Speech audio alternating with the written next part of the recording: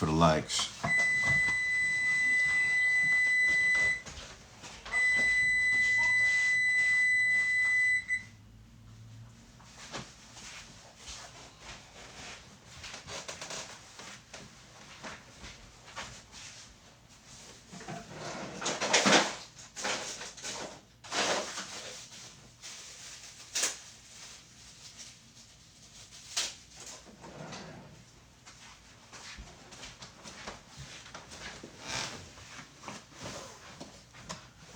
Hey, peace, peace, peace, peace, peace, peace. What it is, what it is. What you guys doing today? A little late. I'm gonna blame it on the eclipse.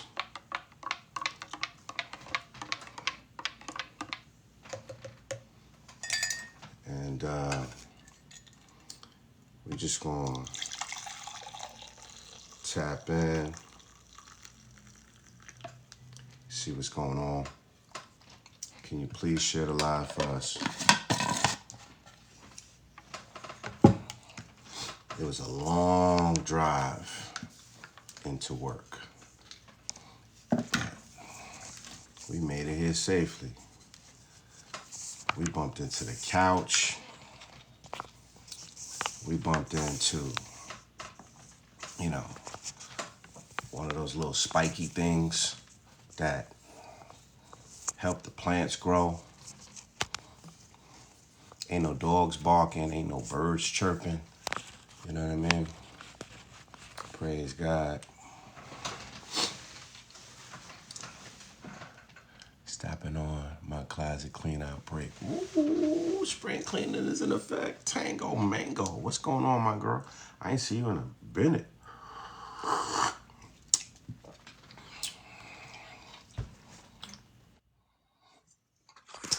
Can you hear me good? Yeah, mic check, check. Y'all sure can.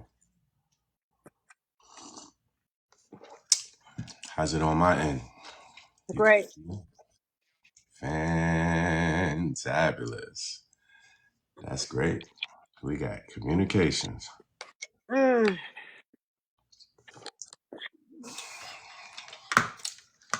How you doing over there, busy. Midwest?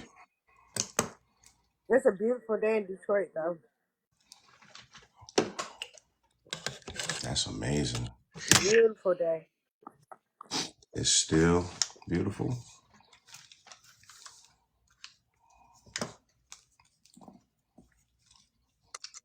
I got feedback on my end. Give me 1 minute. I'm gonna just come off camera see if I can fix it.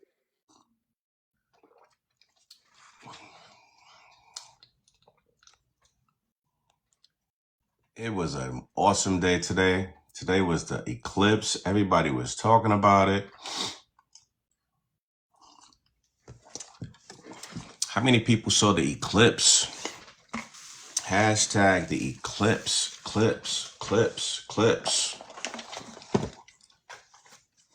You ain't messing with the clips. Clips.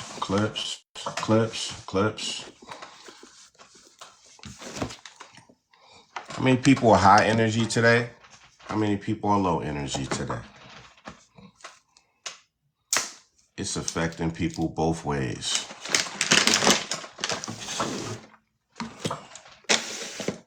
Spiritually, I'm on 1,000. Energetically, I'm just a little tired. Let me see if we could add, the invite. Okay, that's better. Here's Audrey. All right, I'm about to share the live. You been outside? Look like you got a suntan. Yeah, I was out there burning the midnight oil and the heat sources. I was out there for a while today. You got a suntan. Thank you.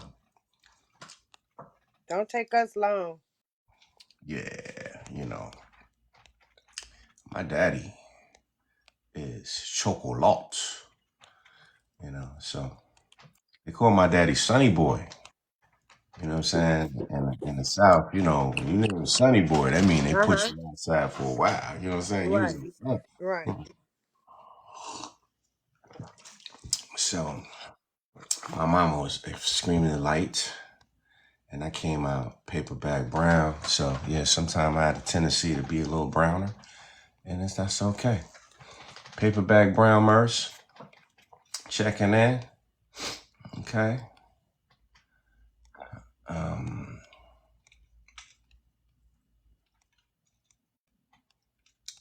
so an audience of like 2.5 people. That's amazing. We're gonna do a show. We're gonna talk about heirloom seeds. Synthetics are messing up The your growth. soil. Yeah, man. Mm. They create a very difficult situation. Mhm. These Monsanto seeds, everybody's heard of it.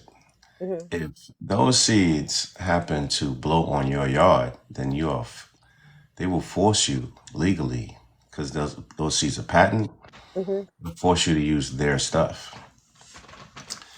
Mm. And I was watching a movie, it was called GMO OMG. Mhm. And this guy was furious about that. He You did. think they're tracking the seeds? The bird could carry it, the wind can blow it. Oh. It doesn't matter, as long as their seed lands on your yard, Mhm. then they want you to use Roundup Ready Mm. products because they patented the seeds. You drinking tea? I'm actually drinking some mushroom coffee to give a Uh-oh. boost to my immune system. That one you drink the last time? Hmm. Yeah, I planted like 600 plants, so 600. hmm Or different varieties? hmm everything. I planted everything I had, with the Mm-hmm. exception of like 30 plants. Whatever's in my grow hydroponics now is what, about 64 plants. That's it. I put everything in the ground. Some things was going mold because it's been out so long. Since Valentine's Day, I just put everything out there. It was like 60 degrees today. So I just put it all out there and Mm-hmm. see what happens. So did you get any tarp or anything to cover just in case we get another frost? You probably have time to do that. An old blanket works just fine too, just in I case we might, get th- another frost. I might throw some hay out there though. That's a good Yeah, that's idea. a good idea. Yeah, I'll yeah. throw some. I got plenty of that. I catch that on sale around Halloween, Halloween and hmm everybody put the for pumpkins on decorations. the They don't want it no more after Halloween. after Halloween. That's it. They'll After give their it away. Now. decorations. So you get them for 3 for $10. Mm-hmm. So I still got enough. Hey, everybody in the chat. I hope you guys had a good week. I hope you guys enjoyed this eclipse day. Some people took off for it, so I didn't take off for it today, but I did get a chance to enjoy it. Did you see a Passover in New York, in Brooklyn? I saw something. I didn't really catch it. It was behind me. All I know is the sun was here, and then it was here. Mm. So Yeah, now, so the way I wanted to catch it. it almost looks like it was a flashlight type of light, not the same as we usually would have. It seemed like it was a more white light. Right, I didn't catch it. Hey, Uh, Mama Love. I felt it though. I felt it clear. Some of my friends, they was like, "Man, I feel great."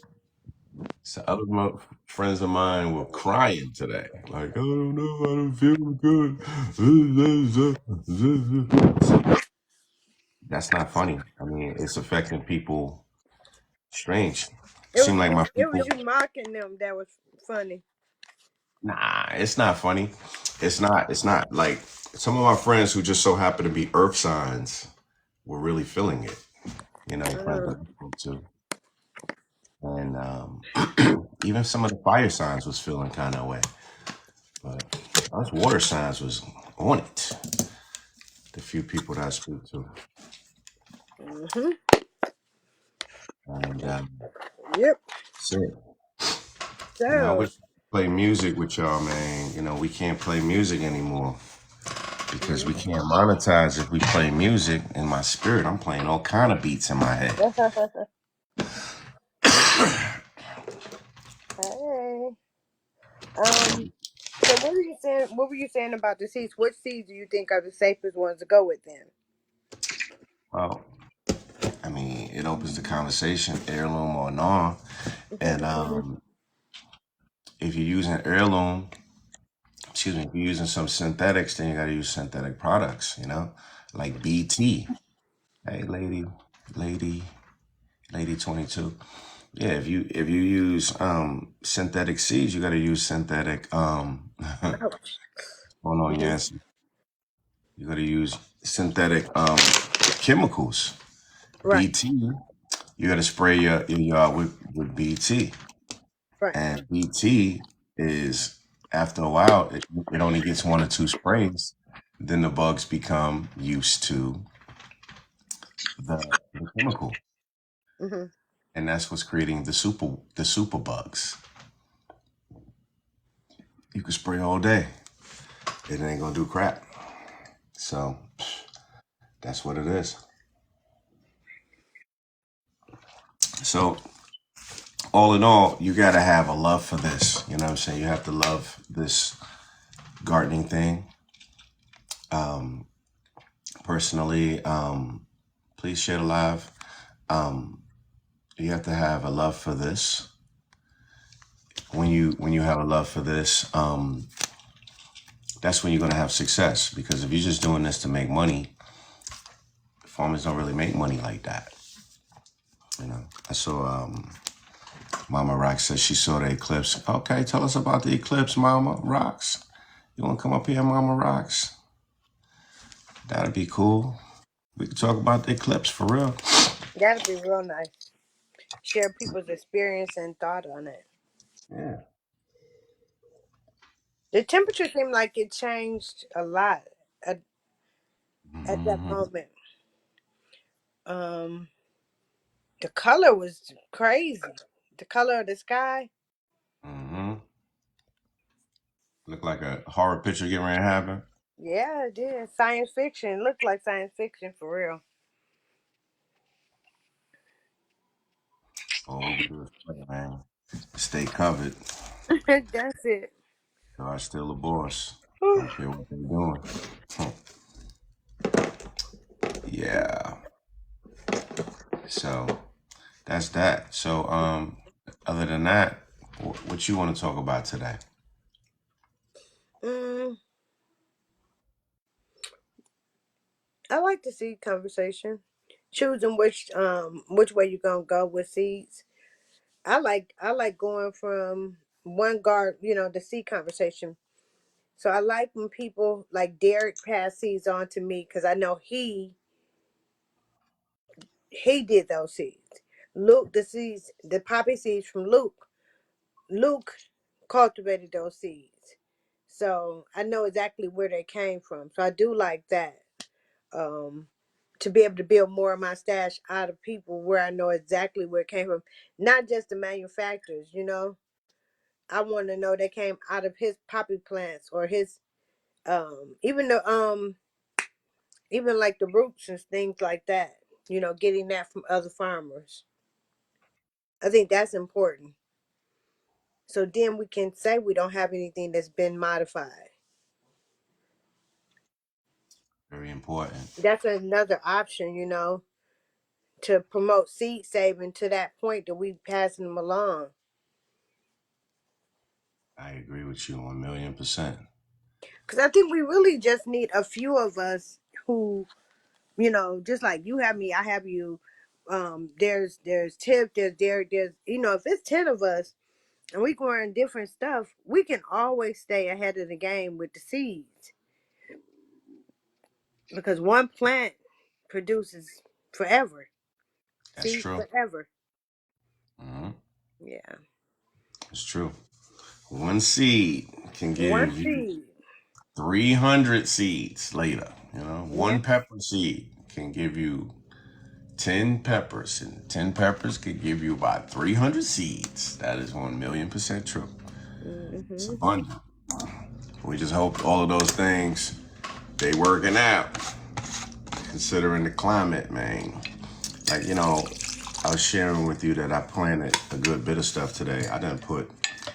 Don't ask me if I put the thing in, the stuff together in the right possible way. I don't put turnip greens with artichokes and artichokes with squash and squash with collards, not collards, kale.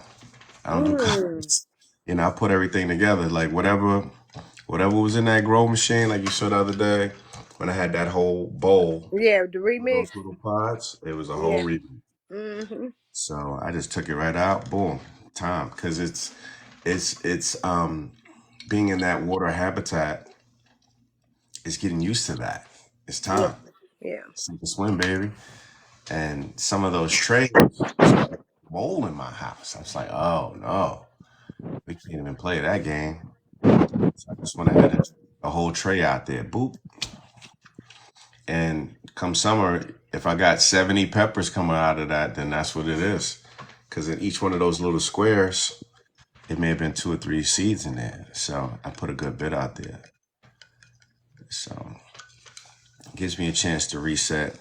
I'll take a week off and just plant more. So it takes about 10 days for them to pop off again. So it Yeah, I takes just 10 didn't days for want them to. to. I didn't want to have that situation of putting stuff out too early this year. Last year, that happened to so many people, farmers. Because we got that late freeze. So you still have to be careful. Depending on your zone. We can watch Edwina and everybody else is in that nice weather, but we don't have it yet. Ours is not stable yet. We taking chances. That's very true. Uh, it's a brother right around the corner from me. He's been a farmer for 40 years. And he Hmm. told me, he said he cautioned me against planting anything before Mother's Day. Hmm. He said every time he do it, he catch By something, bites him in the tail. yeah. Because I think last year my flowers thought that they were coming up for spring and they started, shooting up. Well, we got that big freeze twice. And so then they went right back into like they was being stratified, like it was wintertime. So they missed their spring jump up mark. And I mean, some of them didn't recover. They did not really grow until it was super, super hot. They went right back into hibernation.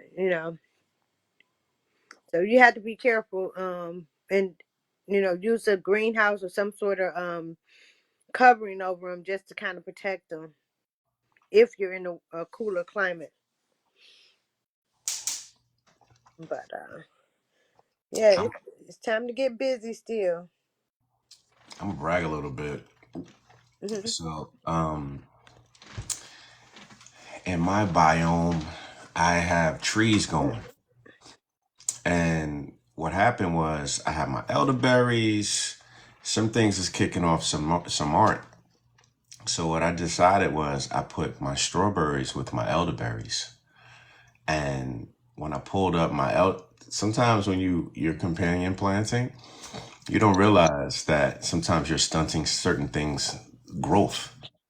So I said berry on berry. Both of the buds of the strawberry and elderberry that don't necessarily go together. So let's try it. Hmm.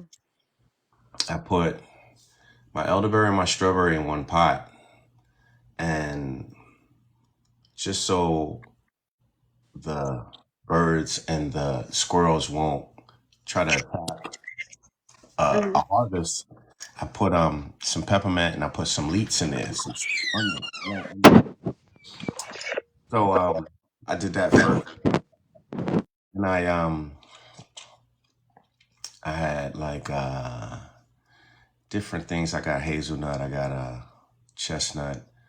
I start putting turnips in there with that, and my comfrey start perking up. So I start putting those in different pots with my other trees, and then it seemed like as soon as I did that, like my peach tree start budding.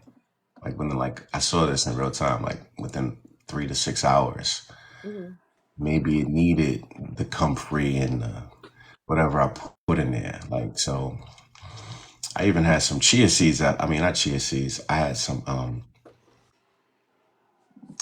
chickpeas out there. So I start quote unquote just putting anything I can with each other, and it seems like so far so good. It's starting to have a good. Um, So you think they're supporting each other? mhm. Yeah, absolutely. Symbiotic, a symbiotic garden You know, or synergetic? Because it is well, one is feeding into the other, right? Is that what you're saying? some people will call that regenerative. Like you'll put like Okay. several different species in together that may not grow together, so you're creating different a biodiversity habitat there. I even put some of them hyacinthia in there, blue hyacinthia. I think that's what they're called. And I put saffron in there. I just mixed everything in there together. It's not really chaos gardening because everything is already rooting. And like my sister had, she had the different mints in there. I had, man, listen, I had my spearmint, I had my peppermint, I had lemon balm, pineapple mint. I had a bunch of stuff in there going on. So it made room for me to plant everything else. And before everything is taking over, like a couple of weeks ago, I did the purple dead nettle.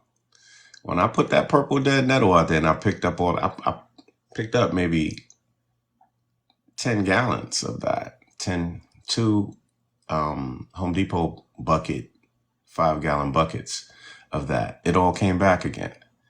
So plant some marigolds with your strawberries. Thank you, Tango. What's funny about when I pulled out the my strawberries, my garlic popped up. So how long that garlic been sitting up under there? So it's crazy. You know, I will plant some marigolds. Thank you. I planted onions around everything. Onions, Hmm. peppers. We forget about that kind of stuff. Like whatever you plant, you got to plant a row of onions. You got to plant a row of like peppermint because it'll keep the rodents away. Not that I have rodents, but birds, they don't like that stuff. It's too peppery. They won't mess with it too much if you want it to survive. It's just move thinking forward. They're not gonna fight pepper. They might even get too close to it. She said my garlic is popping right now. It's exciting. Awesome sauce. What do you do different, Tamara?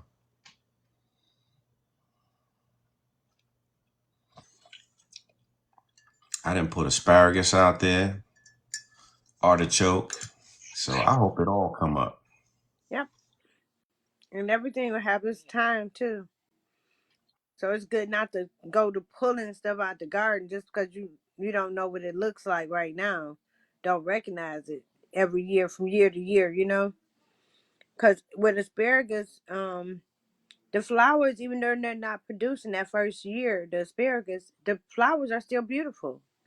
The foliage on the asparagus plants are kind of reminds me of deal. So Right. it still has a beautiful black backdrop. That is a great point. I think this is the harvesting time for the garlic because it's done overwintered. That's true. I'm not She sure, said but I think it is. Yeah, because they plant it in. That's a good recipe, Tamara. she put her bone meal and Mm-hmm. blood meal in there. Yeah. 320 bulbs. We want to thank everybody for sharing the live. We want to thank everybody who just followed the content creator and host. We want to thank y'all who showed up. Okay, not And to July. yes, Yeah, because I didn't know if you were gonna do it tonight because of not wanting to really have the electronics running. I wasn't sure. it was bugging for a couple of minutes. Mhm. Couldn't really connect. Mhm. Had to reset the router twice. Mhm. I was like about 3 or 4 minutes late. But I was technology, I was running from the garden. They were doing my porch, dropping off soil, compost. So yeah, it's been a busy, busy day. So so just also find catnip to plant with your strawberries to keep spiders from nesting ooh, in your patches. Mm, okay. And I got plenty of jewel. catnip. That's a jewel. Thank you. Tango Mango to the Yeah. rescue. Mhm. That's my friend. She from Detroit too. Okay. You might want to follow Tango. Tango is a lot of We fun. That's already follow each other. Tango Yeah. is my buddy. Tango's smart as hell too. She that's one who be answering a lot when it come to them garden questions. She do The be know. trivia's. Yeah, when Mhm. you have our little garden gumbo games. Yes, Lord. Yeah. She can Yeah, answer them. think she's won on Yancey's once before. Maybe. I don't really have luck with strawberries, Tango. I don't know if it's because it takes so long to get warm here or not. My strawberries did well 2 years in a row. I heard that, sister. Yeah, Man. I don't know. My friend Tyrone gave me a patch of strawberries. Mhm. It was over spilling into the yard. They jumped out the pot on me Mhm. and they just started creeping, you know. I think it was Really? fighting. Yeah, I had put it too close to another plot. Mhm. And also in that same plot, I had some boysenberries. So them two was competing with each other. So I had to like Uh, put them up anywhere. I said, we ain't doing that this year. So last year I had all the berries last year. oh wow. Yeah, I was waiting for that to pop up. I didn't see it yet. So I'm like, where's hiding at? So but it's still waking up over here. Yeah, The it soil is definitely just is still waking up because my purple dead nettle just showed up like Monday. So we are really behind everybody else. It just showed up Monday. and I'm playing myself. I know I shouldn't have put all that stuff out there. But I just went with a hunch to just throw it out there because it's taking over my yard. I mean, it's taking over like my little grow sets upstairs. Mhm. They under them corny lights, the fake lights. Mhm. They need to go out there and tend to themselves. Some of them, the whole tray just Really? Flat? flat. No Oh. matter what I do. There's this artificial light. They like, we want some real stuff. And it Mhm. might have been stuffy in there. I Mhm. opened up the window in there for the first time because it's been brick cold here. Yeah. I'm still wearing a Uh, sweater. You know what I'm saying? Same here. I think this is the warmest day in almost 2 weeks. 2 months, Well, yeah, yeah. 6 months. It was like Well, 2 weeks 62 ago today. it was really, really nice. And then it's like a month or two before that, but we had some 77 days here though. 77? 77, and that was in March. That's Yep. great. Your girl says she got 15 inches of snow on Thursday. Oh my goodness. Thank you for that. Give her a round of applause. Come on. Praise God. I ain't knocking you, sis, but you took one for the team. Okay. I'm glad you got it and not me. You know what I'm saying? And I'm not trying to be funny. Oh, Listen, you deserve that snow. Your ground deserved it, and it's gonna be so much some water. got blessed with the snowbirds. She got blessed with the snow. You gotta think on the upside. She took all the snow for us. Her biome is going to be rich with nutrient from snow. It's going to slowly release as it warms up, and Hmm. she don't got to worry about water or nothing for a long time. Praise God. Hey, you got to think, man. She's laughing. See, I'm right. I'm happy for her. You know, Imagine if she put all that snow in one rain barrel and it just melt. There you go. Right? Maybe. You gotta think on the upside. She don't got to water, man. I'm glad she caught it, man, because it's really, really funny. We've been having a lot of weird weather. Everybody knows about 2 days ago, it was an earthquake in New York. She said, "Now you tell me, Merce." Yeah, it was Hey, an earthquake. I tried to call, but I couldn't get through. So I was like, "Dang." man, I've been trying to call for a couple of days. Like, okay, can't get through. it's weird. Okay, we had a bridge that got taken out, Hmm. not taken. Too much rap music. Tooken is not a word. It rhymes with Brooklyn though. Brooklyn people use tooken a lot. It's taken out. They mess with the George Washington Bridge. It's a lot of bridges getting taken out. Yeah, California, DC, Ohio. main thoroughfares. It's weird. Yes, Connecticut caught the earthquake too. You Yes. know, my But homegirl Wonder remember, we Woods were talking called about me. that fault line. Yes. We were talking about the fault line in what, February or March, and I was like, "What's gonna happen on that fault line?" And that's we were talking about that. And what did you guys get? Hmm.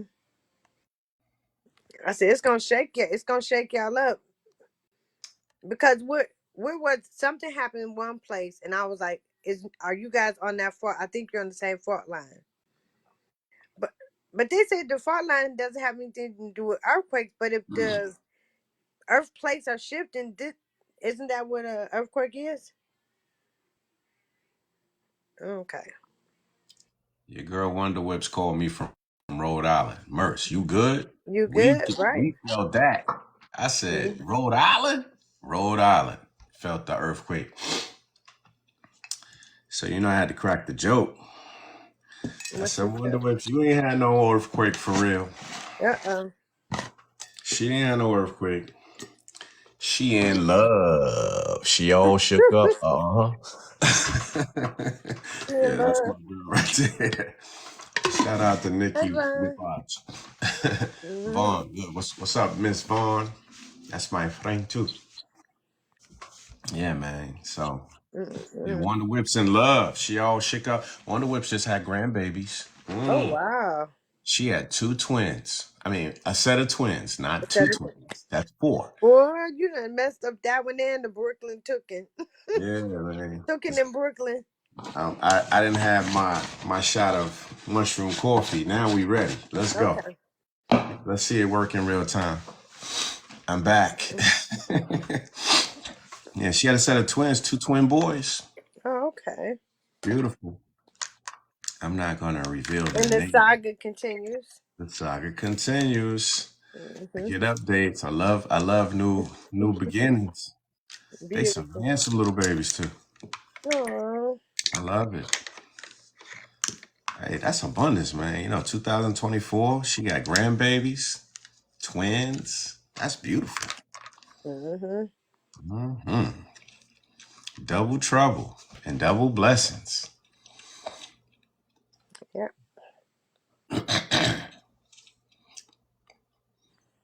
Yeah, we've been having some How really did nice. they prepare for the earthquake, or what did they send a signal out, or how were you guys notified? Oh yeah, there was like an emergency broadcast. Hmm. which They was have like, sirens there. man, first of all, they was an hour late on the Oh. broadcast. An hour later, it Mm. was like, beep. They said, hey, we just had an earthquake. We like, all right, well, and we laughed. They said, yeah, it can be aftershock. So 3 hours later, it hit again. Mm-hmm. That was scary because I was upstairs and everything just started shaking glass wise. Mm-hmm. And I've been through that before. So anybody who knows, who's ever experienced an earthquake, you really want to get in a corner of a room, Mm-hmm. because if the roof collapses, it won't collapse on you. Mm-hmm. If you cannot get to a room, if you're in a room where there are couches or beds, you want to grab the bed and put it on top of you so it won't hurt you either. So it lasts about 3 minutes, Mm. and you have to process like, where is the safest place to go if this thing does tip off? And you start seeing things just fall off the coffee table, and you're like, well, what is this? You know what I mean? And you start praying. Mm-hmm. After you finish your little prayer, now you gotta do for you. So luckily, it didn't last longer than that. But I went outside and started talking to the neighbors to make sure everybody else was right, because that's the type of person I am. And my neighbors were shook up too. So Yeah, I'm not cause you sure stay who's in gonna. you stay in a integrated neighborhood too, don't you? Like Mhm. different nationalities. Is it like Everybody, three different nationalities in your neighborhood? I live in a imperial city. I'm Right. just playing. But that's what they call it. I got Chinese on my block. I Mm-hmm. got Dominicans. I got Puerto Ricans. I mean, I got humans on my block. Okay, Right. But I'm just but saying like the different cultures is yes, like Spanish. I got you like to Bangladesh, hear different Indian. music, different food smells. This Epic. guy's Trinidadian. He's from Right. Ecuador. Right. They Guyanese, Costa Rican, Puerto Rican, Panamanian, Bangladesh, Turkish. It's a lot going on over here. So you would think we would have one big barbecue. I've been trying to orchestrate that for years. It'll be one big potluck to see what everybody got going on. So yeah, That's one way to meet your neighbors when you have to come outside and communicate after a steady emergency. that is crazy. Exactly. Hmm. Yeah, man. It's like, especially like the old Yes. people. It's Hmm. I live in a quiet neighborhood. That means the elderly people are on my block. Right. I might be the youngest person on my block outside of children, of course. Hmm. The kids are having kids now. So Right. So them the grandbabies running around. grandbabies is popping now. Yeah, so when I first moved on this block, I was the youngest. I was 33. I've been here 19 years. So everybody who had kids then, their kids are 20, Mm. 25, 30. Their kids are having kids now. So now you're seeing the new baby boomers right now coming. And that's exploding. So I guess the youngest child is like 12, Hmm. you know. So that's that. Yeah. Did you know if Tiff was doing a flower for is she supposed to do a flower for this month? Flower of the month. Yeah, I asked her on April Fool's Day. I guess she April Fooled me. But if she want to come on and do the flower of the month, come on down. She can definitely. I need to see Tiff on there. I'm sorry if I neglected to say hey to Miss Grow Girl. Tango says she drank mushroom coffee. Tamara slept through the earthquake. All right. I thought I saw Tiff on here. Okay, she said, yeah, kind of like Chaos Gardener. They go Grow Girl. All right, I got it. Mhm. I'm adding her. She Yeah, said man. one big barbecue, right? Facts on facts on facts. Hey, Tiffany. Hey, Grow Girl. I apologize. I missed you. Hi. Glow Girl, what's going down? Can you hear us? Yeah, I can hear you. Can you hear me? Yeah. Mm-hmm. What's We going got Mike. on? What's up? We got mic check going on. Let's go. You performing today? Yeah, I got some where are my April birthdays out there? So I got some flowers for the April birthdays. I wish we could do some music. That'd be cool. But you have two flowers, and that's the daisies and the sweet peas. So I'm gonna go into that a little bit. Um, and I did like a whole video on my page, but we'll go over this real quick. So your daisies, everybody knows what daisies are, right? Mm-hmm. Right. So that belongs to, and I'm gonna look at my notes here, but my the Bellis perennis is the genus and species. Bellis meaning pretty, and perennis, as you probably would guess it, means perennial, right? So these are perennials. It belongs to the family Asteraceae, which means star. Should be familiar with that because that's the same family that asters belong to, as Mm-hmm. well as our infamous sunflowers. Okay, so just that's one of the biggest largest families of flowers. I think it was like up to 23,000 species and 1,900 genera or something like that. So it's really really big. The daisies are native to Europe, but we see them all over the place. Mm-hmm. We know them by that little the gold center, which is really disc florets, kind of like broccoli. So when you go in there, you can pull those out. They're very similar to that, along with the white petals, but they come also in pink and purple. So for those of you who do not know that, of course they attract pollinators, so that's a great benefit for us as gardeners.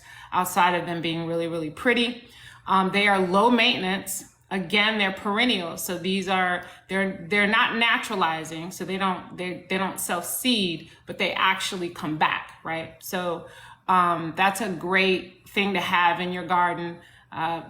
You don't have to plant it again, right?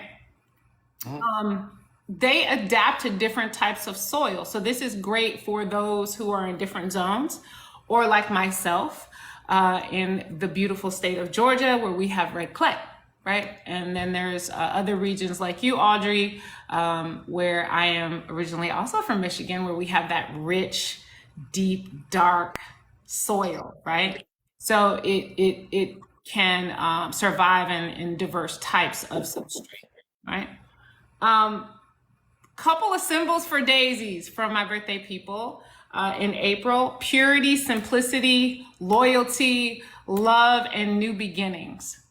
I know many of you will love this part: the medicinal purposes of daisies. They can serve as anti-inflammatory. A lot of our flowers can do that. They have antioxidant effects. They help with they can help with minor skin irritations, coughs, and can help with some digestive issues. So those are some of the medicinal benefits of daisies. And of course, why not? We can cut them and use them for bouquets and floral arrangements. So that's your daisies, okay? And then we have sweet pea. I love these months where you guys have two flowers. I think that's really cool. I don't have two flowers. It's okay. Sweet pea, genus and species, is Lathyrus odoratus. So Lathyrus meaning Ooh. pea, right? Okay, let me clear that up. PEA. Okay. And odoratus meaning fragrant or scented, hence the name sweet pea. It also holds the species Leguminosae, which is legumes, right? Now let's understand that this is not our ordinary pea that we eat, right? This is the flower. So let's be clear about that. It belongs to the family Fabaceae, which means of or belonging to Mm. bees. Mm, But it's a flower. mm. It has originated in the Mediterranean region. So that's the origin of this beautiful flower.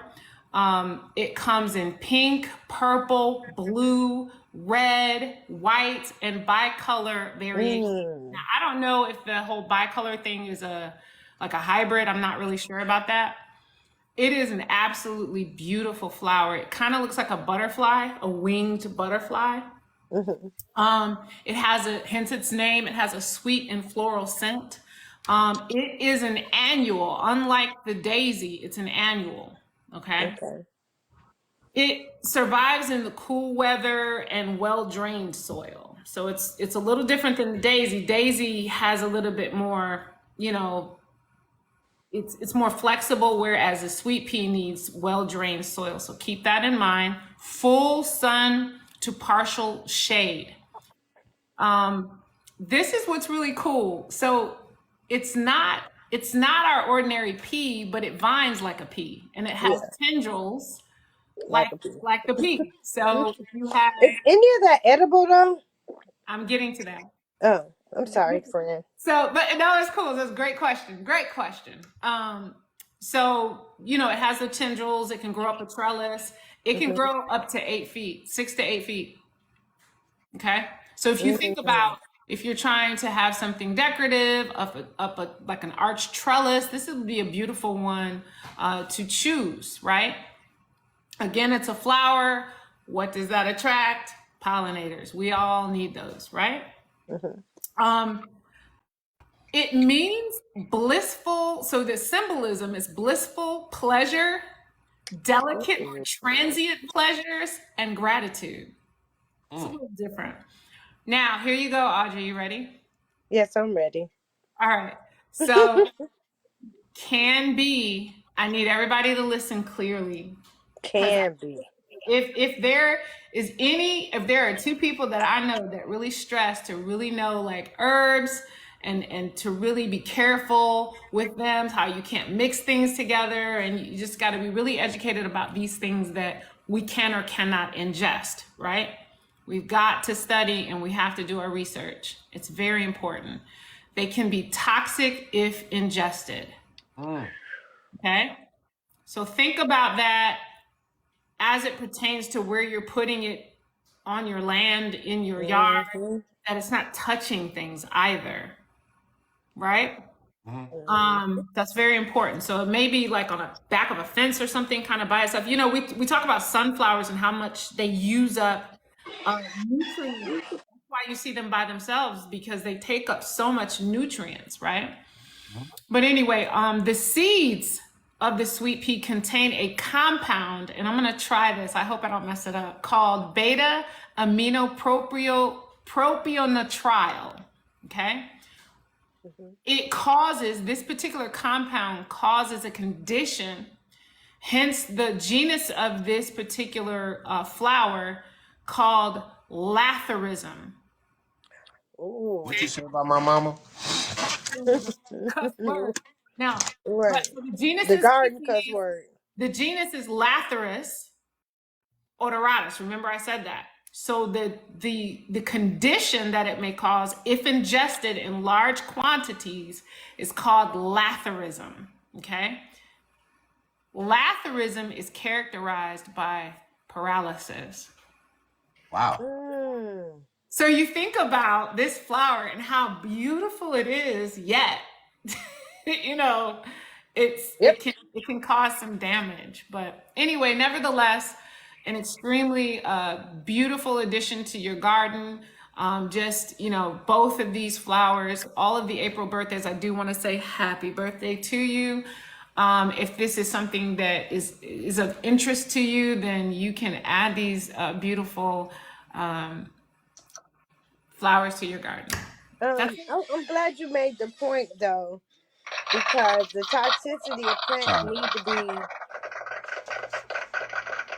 Sorry. I want to give her respect.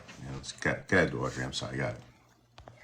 the toxicity of the plant needs to be talked about too, because the pollen of that toxic plant being next to a plant that you're gonna harvest for food or whatever. So kind of mapping that out too in the backyard or the garden or the farm, Yep. making sure that it doesn't it's not in the area where, yeah. So that's a And, very good and point. many of us have, you know, pets. You think Yes. about especially cats, you know, if you have it low, you know, you just got to be really careful. It's Yeah. just important to be educated about everything that we grow, and really do your research. When I was looking into these flowers, I really like to go into the meaning, the Latin meaning of the genus and species, so I really understand the breakdown of what that Mm, means. Not in English, but in Latin, you first must translate in its language so that you understand what it means in the language, and then try to make sense of it in yours. And then that way we can really delve into, the foundation of the things that we're growing. Yeah. I want to give you some props for sharing this with the community, first of all, right? Second of all, like you're doing so much research, and for each month, you're sharing with people who are, who have the birthdays of that month.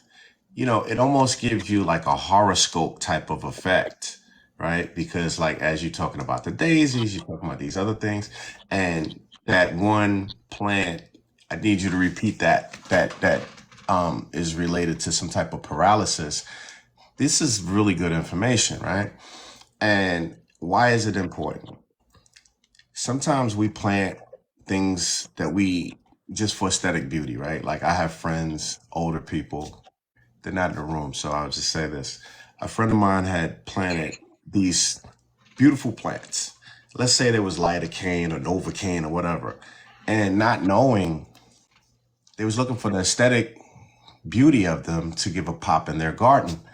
Well, what happened was, like you said, their pets start chewing on one of these plants that had decanes on that. And that animal had some type of paralysis.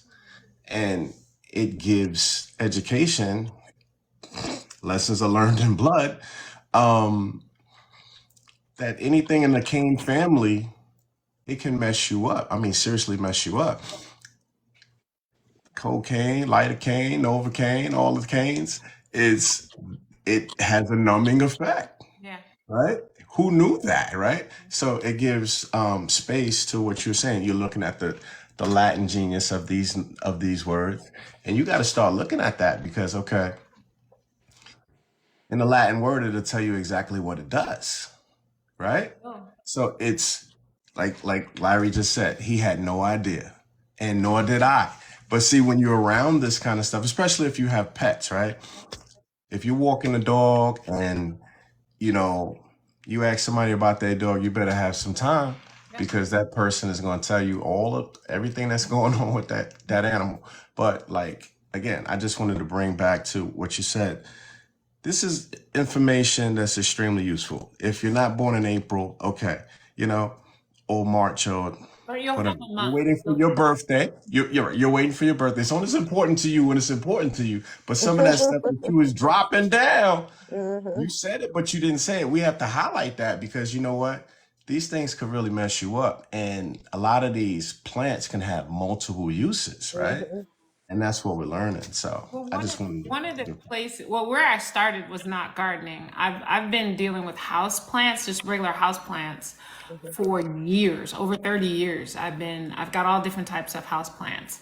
Um, and one of my, and I've done some videos on that and just the educational piece of those houseplants and the importance. And there's a lot of very poisonous houseplants, and people need to know that. Oh, that plant's pretty, and you bring it in the house, but you know you got pets, you got all kinds of stuff going on, so you have to be really careful what you're also bringing into your house. My mom has it's 52 years old now. It's a Dieffenbachia. And the Dieffenbachia is 52 years old. And I had to bring it back to life because it was kind of like just going crazy. Well, that is the original. I know they say the snake plant is the mother-in-law's tongue, but that one is, right? And if consumed, me for a second. I'm sorry, Tiffany. I just got a flag. which, okay, it says this is objectionable for younger audiences. Share your feedback to make our community better. Excuse me 1 second. The notice is unclear. I'm not sure why I got this restriction. My live does not contain the content mentioned in the notice. I don't understand the decision, but the restriction is too strict. The decision is fair and the restriction is reasonable. This is unclear. I'm sorry. You didn't say anything about children, but I noticed you said something about old people and it popped. So don't start me to lying. I'm just going to put the notice is unclear. I apologize. I don't know what that is. Continue, please. Maybe there's some trigger words. I don't know. But anyway, Maybe that word that we described being paralysis. You know, Latherism. yeah. Yeah. And okay. our sister said it's irreversible. You need to address that too when you get a chance. So anyway, I was talking about the Dieffenbachia, but that Hmm. particular plant, mother-in-law's tongue, the reason why they call it that, and see, this is what I'm saying, it's so cool to study, right? Snake plant. Go ahead. Yeah, it literally makes someone, it freezes their ability to talk, to speak. Mm, So many mm. things surrounding that mother's-in-law's tongue too. I'm not getting into any of No, that, we don't but want no flags, so we're gonna leave it right there. I'm No, just it's interesting. They said that the tongue is long, right? I mean the gossip, but that's the wives' tale or whatever. I was just So Hmm. using that for for example, Hmm. why we need to just really study.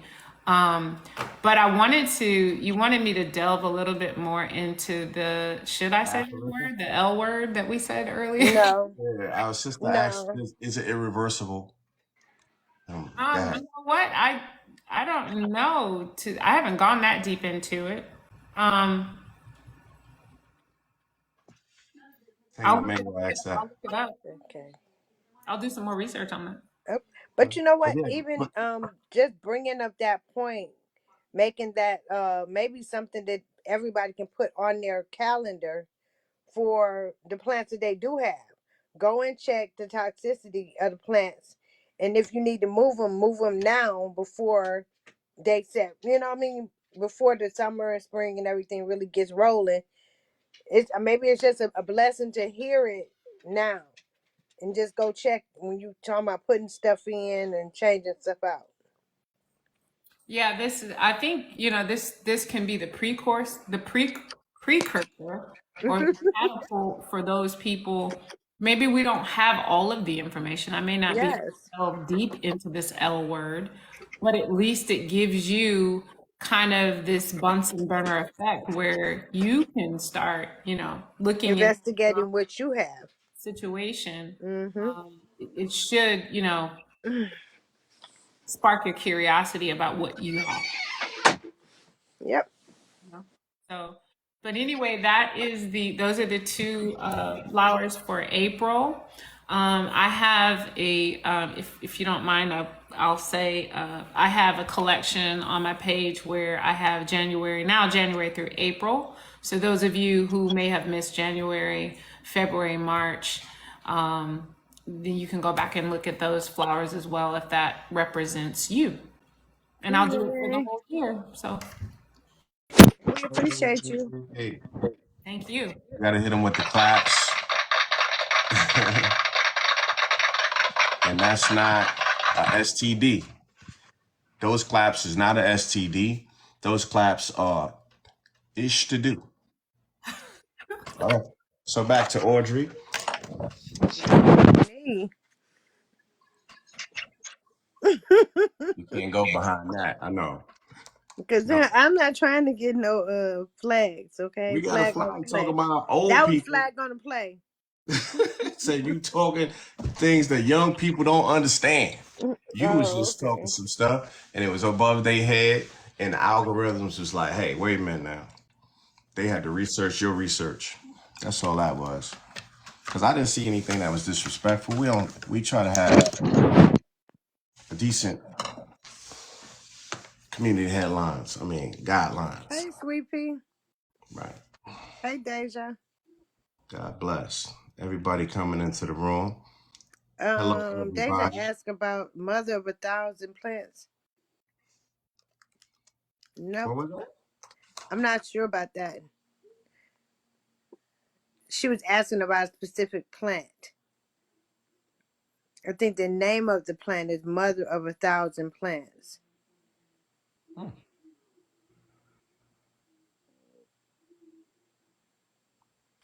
Ooh, It says Calancho diagramantiana is the genus and species of that plant. It's a succulent native to Madagascar. It's a succulent to Madagascar. Hmm. Madagascar got some heavy hitters. Hmm. Cause that's where that sweet Annie is originated from. The one that helps with malaria. It is invasive. Mm. Keep that in mind.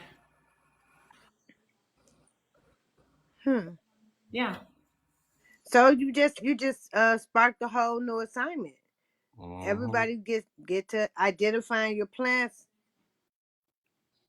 Could be getting sick from something. What did I say on that other live?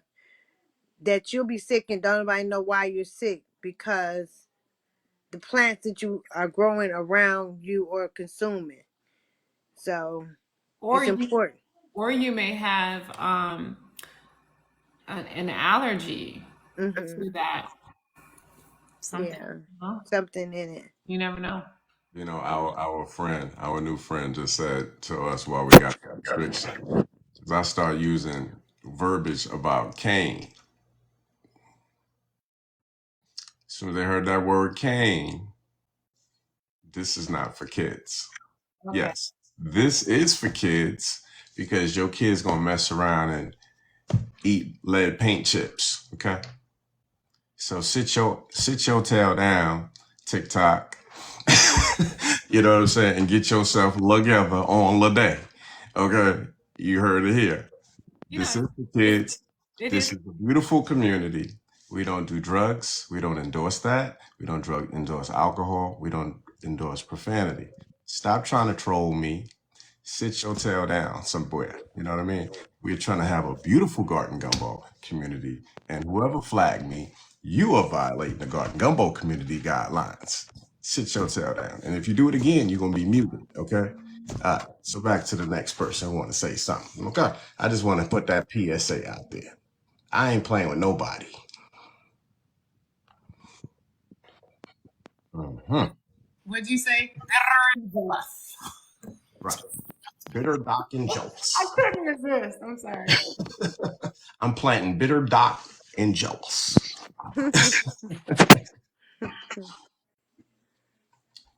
It's a Harvesting bitter mother-in-law's dock this tongue week. outside, right Yeah, at the door. man, it's crazy, man. Be like, get you some. Right.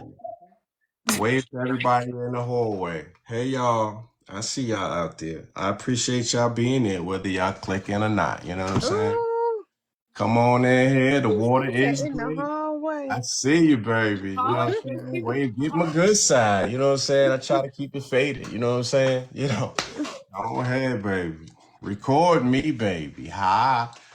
Tell your grandmama I said hi. Mm-mm. It's Mr. Tell your grandmama. Hey, Peace Garden. I ain't see you in a while. How you doing, sis? Peace, Queen. Listen, we appreciate everybody that comes here every week. You know, those who took time out to say hi to us, to tap in with us. Y'all could be watching TV. Y'all could be doing whatever y'all want to, and y'all come here, everybody, to show love with us. Even the ones that's in the hallway. You know what I'm saying? Thank you. Because you could be doing something else with yourself. You come here to check us out. Thank you. Whatever aesthetics, whether it's we dropping that free garden game. This is called Garden Drip. Okay. If you out here just to soak it up, cool. If you over here stealing the content to go put it to make yours better, even better. You know what I'm saying? But just give us a shout out every now and again. You know what I mean? Hey, here we are again. They making me put the puzzle together. The verification is complete. So yeah, we just want you to know we appreciate you anyway, you know. Even if you got a monitoring spirit, you know, a monitoring spirit is, let's talk about that for a second. A monitoring spirit is a person that'll sit there and watch your content. They watch it and don't say hi. Don't say they don't like it or anything. You are a monitoring spirit and we appreciate you. You know why? Because if you're monitoring something and you don't like it, it's something about your spirit, right? That you don't want to like something. Hey, you know what I mean? We see you. You know what I mean? It may not get credit for the analytics, but guess what? We appreciate you anyway, because you could be somewhere else. And even the enemies, you know what I'm saying? Enemies for sure, baby. You know what Deja, I we mean? are not talking. He is not talking about you. Hey, we preaching, baby. Listen, she Deja, know what somebody, it I is. didn't say hi. Hey, we love all of y'all. This is a love train. We don't talk about people, right? It ain't no frenemies here, because it's friends that turn into enemies. You feel me? We just try to show love anyway. You know what I'm saying? And those who, we just try to make it perfectly clear. Forgive them, Lord. They know not what. Everything we do, we're going to keep it in positivity. Love is the highest vibration of understanding. And if you don't love it, you ain't gonna have no success to that. If you only here for money, if the money don't come for you, then you gonna drop off. If you here for clout, when the people turn their back on you, you gonna drop off. But you gonna see people that are in this room and in this box. We here for the purity, right? So if you don't love this, we still gonna do it. We're not making money for this. We're not trying to monetize with this. Hey, thank you. You know what I'm saying? That was I cool. appreciate that, cowboy. You know what I mean? And that was not Brokeback Mountain. Okay, that's Cowboy Merce. Happy trails. Do it again. Happy trails to you until we meet again. No, some things need to be said though. You know what I mean? We've been rocking for months now. It's almost a year. And I just want that to be said. Sometimes things need to be said sometimes. Cause it be airing is way. Oh, That was ooh, cool. that's garden drip. Yes, Lord. Come on. Come on, get in there. I love it. You know, you guys make me feel good. But I just think that sometimes we share that, man, because you know it's not said. And a lot of stuff is like little irritants. You know what I mean? So we love y'all anyway.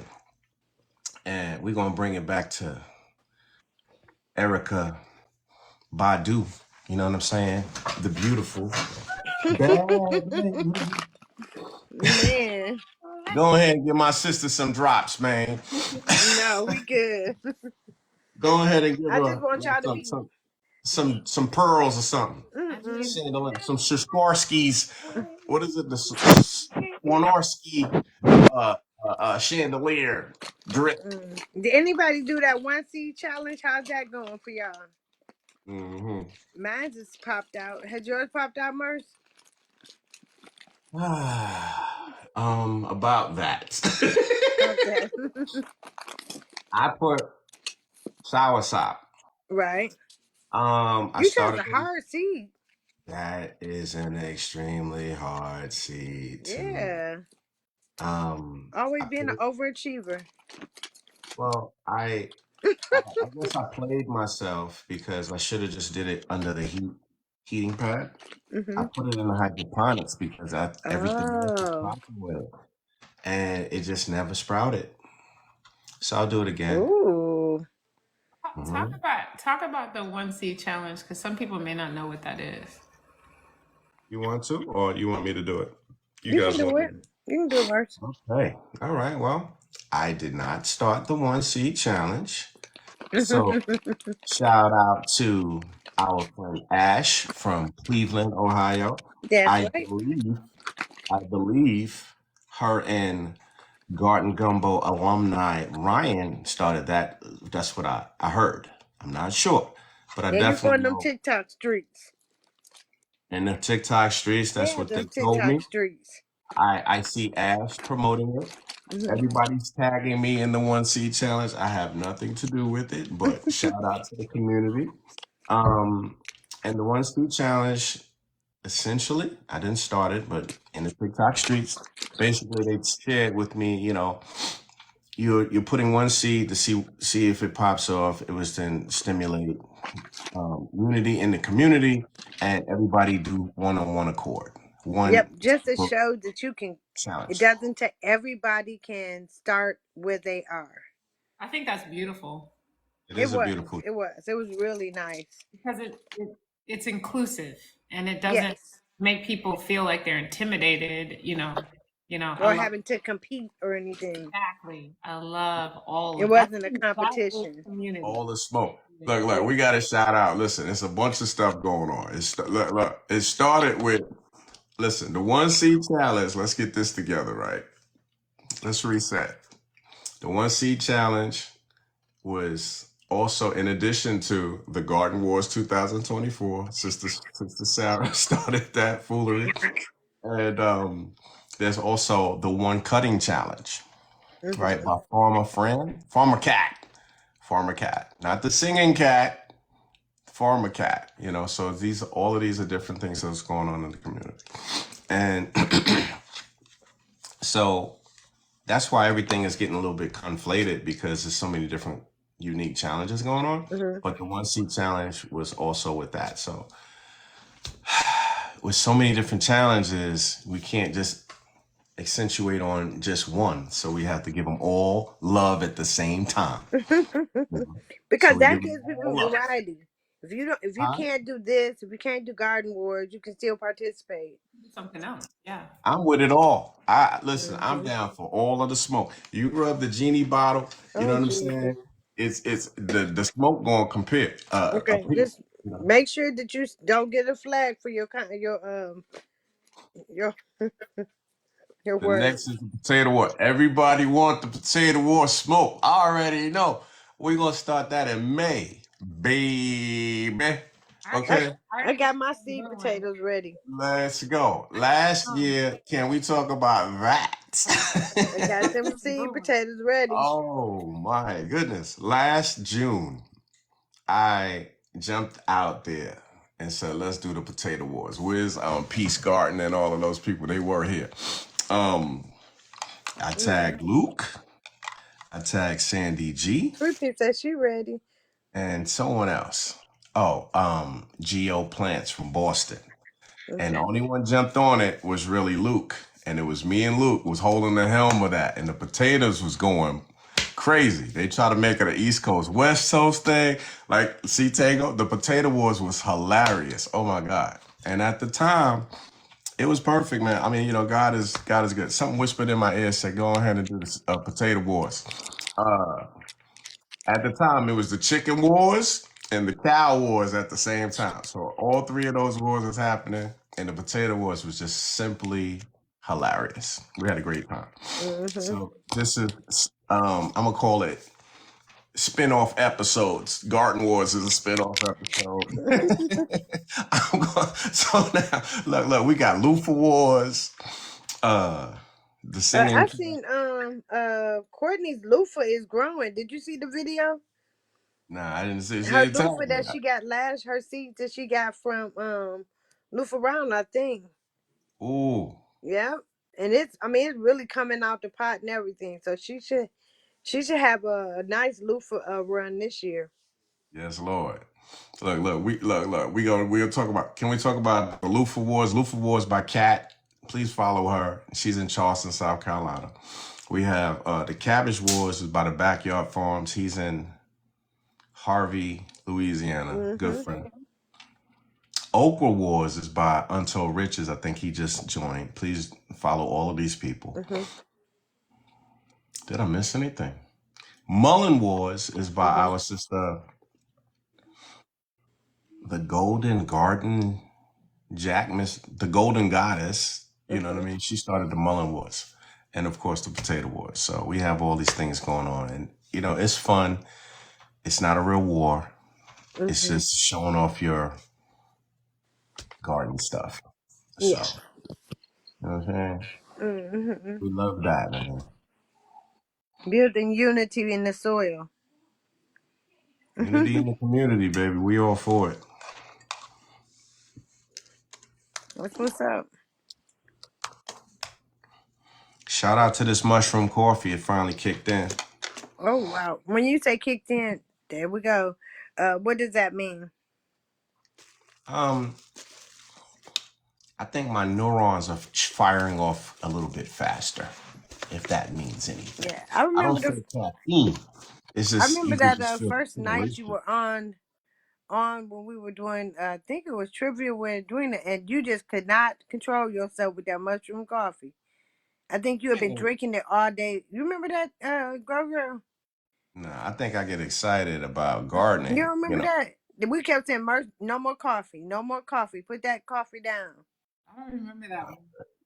look. Mm-hmm. But that I, doesn't mean much. I do not remember. look. I was a nerd. Okay, I was a nerd, and I also was a nerd that was. I was kind of like, you ever heard of that dude? It was called You said you was a nerd or are a nerd. Oh, I'm still a nerd. I Yeah, was yeah, just yeah, yeah. gonna say, don't. Yeah, I've heard of the Intelligent Hoodlum. The dude he made a whole album called himself the Intelligent Hoodlum. Growing up in a neighborhood that is depressed, being a nerd wasn't really frowned upon. I mean, it wasn't really highlighted. You understand what I'm saying? And I found myself having to dumb myself down in my community. But I Mhm. think being of exemplary aptitude, it made other people around me had to up their game. When I start talking different vocabulary words, I'll be like, man, you done gave me something. Thank you, sis. That was magnanimous of you. They'd be like, well, what the heck does that mean? That means extremely generous, you know? And so people had to like broaden their vocabulary. And I am a Generation Xer, and we made it cool to be smart. Hip hop at the time was also another proponent on stuff like that. And you know, when somebody like Q-Tip was called himself the the abstract poet, they was like, well, what does that mean? You had to Google what these words meant. You understand?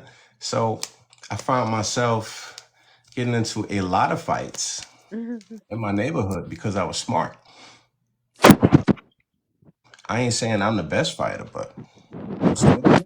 I ain't run down. I got to be doing something. Talk a lot of stuff too, you know what I mean? So you know, it's rough, you know. Shout out to my friend Fred. He is a designer. He allegedly did the graphic for a very famous hip hop organization, and people would watch this logo being done by my friend. And he told me one time, he said, brother, it's imperative that you get your stuff together. And then he double looked at me. I said, I know what imperative mean, brother. You know, very important, you know. But he said, oh man, you know, he almost felt shamed that he had vocabulary. It's not a shame to read the newspaper still and read books, you know, and that's the only way that you're going to grow. And, you know, I'm happy to be from that community that we can still grow things, and we can hold each other accountable. And like, what's beautiful about this platform, that everybody has a little piece of the puzzle, right? Like Grow was explaining to us these different plants and the daisies, and you know, like I said, it almost is like a horoscope. And what is it? Lathyrism? Is that how you pronounce it? Lathyrism, and I read a lot on it, and it is indeed irreversible. There are 3 types of lathyrism too. So y'all look it up, do some research. It's nothing to play with. Right. So I wanted to answer that question from earlier. Awesome. Awesome. Awesome. And see, like her bringing that information, it brings a different conversation, right? If that conversation wasn't had, now we wouldn't have understanding that you can play with some of these plants and it can really seriously mess you up. And like I remember it was another show, Audrey and Tree was having conversations because they're both like in the apothecary and tea industry. And they was just talking about certain herbs that will really mess you up and can do some really bad damages to you. And so if you aren't in the room with people who are really smart, you can really mess yourself up out here playing games. You know, you thinking everything you can eat and this and that. Hey man, Google is a resource, but that's not the only resource. It's almost not acceptable to just deal with just Google. I remember life before Google, right? And you have these old timers, man. Like, you know, you guys met my mentor before, Brother John Rock. Like sitting to him is like, sitting here listening to him is like listening to Dick Gregory or somebody. It's like, he is like preserved. This brother is like a whole encyclopedia with arms, man.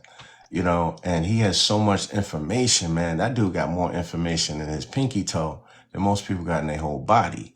And to see somebody get to be 81 years old and been reading books all their life as a historian and stuff like that, those are things that need to be celebrated, you know? And that's why we give respect to our elders. We give respect to everybody. You know, everybody wants to just muscle they win it, respect me, you know, this and that. I'm like this and this is the lifestyle. I think we have to respect everyone. And where your rights begin and end is when mine start and begin. You know, you're not over me and I'm not over you. We need to respect one another. That's what this is about. And some people have been centered for so long that they forget that you are just human. Okay. And it's a difference between being surreal and real. There are all two things can exist at the same time. There are parallel universes. You know what I mean? You are not the only person. We are not centering only you. That's what the gumbo is all about. We are here to make everybody shine. We all have a piece to the puzzle, you know, and that's what makes life great. Even in soil, which we're talking about, this is the theme. You got to have biodiversity in your soil. You can't just plant peanuts, okay? You can't just plant, you know, one thing, you know? It doesn't exist, and nowhere else will that exist. Like, you can't just plant cauliflower. You know what I'm saying? It's ridiculous. You know, you got to put a little bit of mustard green in there. You got to put all kind of kale. So it's not just one style. And that's what we're missing in the human race. Sometimes people think that it's all about them. It's not. Bet you thought this song was about you. Don't you? Don't you? Won't you? It's not. It's about the whole community, baby. And get on board, or you will be told what it is. So now that we had that PSA, we're gonna go to the comments. Brother, Backyard Farms. We just was talking about you, good brother. We was talking about the cabbage wars, okay? We was talking about all different type of things. We was talking about super worms, okay, the super bugs from spraying synthetic chemicals on some of these bugs and creating the whole super bug. If you want to come on up here and add to the conversation, you can. We sharing all different things. Excuse me, I'm burping. Excuse me. About the community. We mentioned the one seed challenge, the one seedling challenge, and of course all of the wars. Let's get Cabbage War brother Derek on up here. What's up, my guy? Ain't nothing much, my brother. I'm taking it one day at a time. One day at a time? Yes, sir. Tell me something good, family. Well, y'all was speaking of bugs, so now what I am doing this year, I'm gonna add what I'm currently doing. I'm adding beneficial nematodes to the Okay. garden. Yeah. So supposedly they destroy the bugs at their source.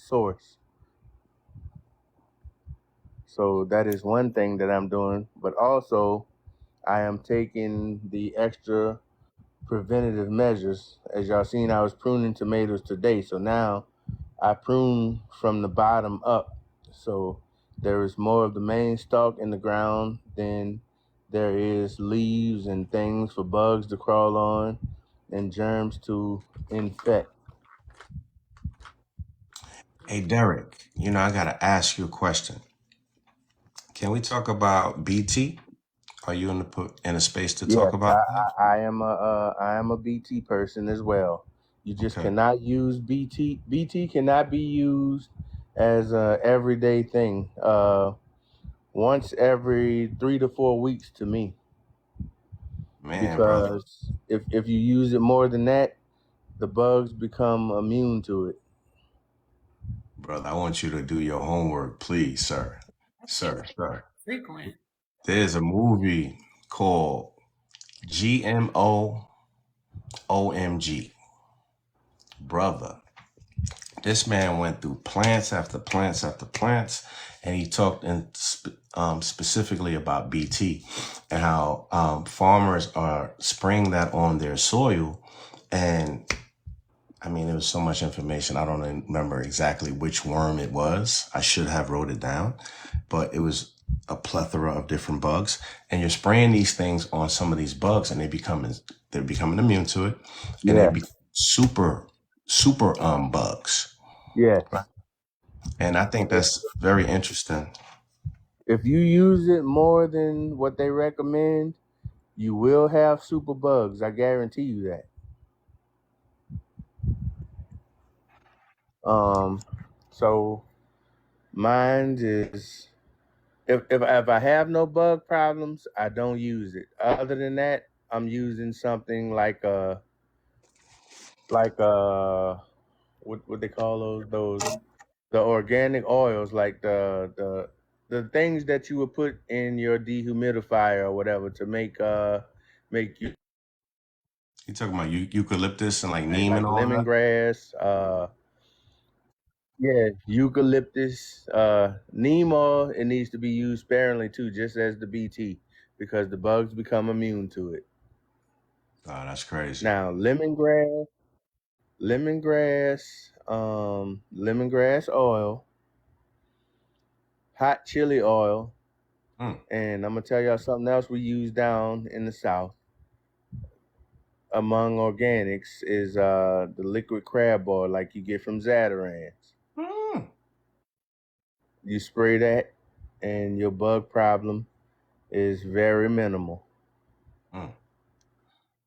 I love And what. then, like I said, vegetables with holes in it. If the bugs won't eat it, I don't want to eat it. Mm. Yeah, that was a whole mic drop, brother. Like, I love that you are sharing that because that also speaks to the biodiversity in your soil. And Yeah, it's like we're looking for just a quick fix. We've been so conditioned to just use aspirin when you get a headache, when you could use different things, right? And sometimes they push these products on us commercially, and like this is a fix all, and it may be a temporary fix, but then it can also have some adverse reaction as well. So I'm glad that you're speaking on that. And, yeah, they don't really want us to have these conversations, but that's why I got a flag earlier. yeah. Y'all think about it. Bear produces a lot of the herbicides and the insecticides. Now, you think about that.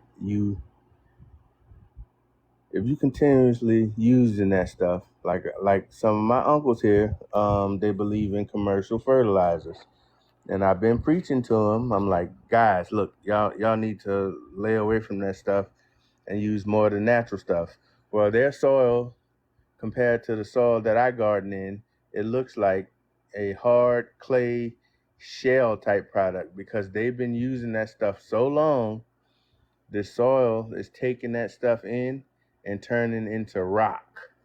Mm, I'm talking about clay dirt goes into rock. I tried to bust it up for them a little bit with my tiller, and my tiller was catching a hard time. mm, mm. So commercial products, it's not always good. We got natural things. All of the essential oils will help you out in your garden, believe it or not, and you won't taste it in your food. You know, I really love this conversation. In my particular biome, I got all different type of herbs going in my yard. I think I started out like Sister Audrey as like a tea farmer. I don't speak to this enough. I got spearmint, I got peppermint, I got chocolate peppermint, I got apple mint, la la la la la la la, right? And sometimes these things come every year. Sometimes it skips a year. They're like, hey, how you doing? I ain't see you in a couple of years. Where you was hiding from me? You know, and I find that they all could exist together. They could coexist in the same yard, you know? And it's only like today I'm pulling up different herbs and I'm putting them in grow pots now because I started out basically like a medicinal garden, right? And you know, everybody knows I'm a beekeeper. So like my honey was popping, you know, lavender honey, you know, my honey tastes like peppermint on some days. So it was really interesting, you know. But now I'm doing different things, like messing with you guys with cabbage wars and this and that. I'm throwing cabbage and mustard green and turnips out there, you know. So you know, the mints always come back every single year. They're not necessarily aggressive, but it's just like, you know, they just, their root systems are so strong, you don't have to worry about them like returning. And I think that in my soil chemistry ecosystem, you get to see like different bugs that will basically broach certain plants and they won't. And I think that I have a really unique garden because now that I am putting stuff out there, now I'm getting to the peppers, now I'm getting to the onions, now I'm getting to the chives, potatoes, and it's going to be interesting. All of that different biodiversity. I don't. It used to be really tough when I just had one type of crop in there, and as like you're speaking of, you're putting different stuff out there. When you have different plants out there, it's giving your soil different nutrient and it creates that balance of nature of soil to give your soil what it needs. Because like you get these products and what is it, the NPK, you know, grow tell us, break down all of the nitrogen and all of the phosphorus and all of this thing here. But at the end of the day, it's really about your soil, you know? And And like today, I'm she sitting is there she is looking at, totally she is hmm? totally right there. But you can get those in different NPKs from.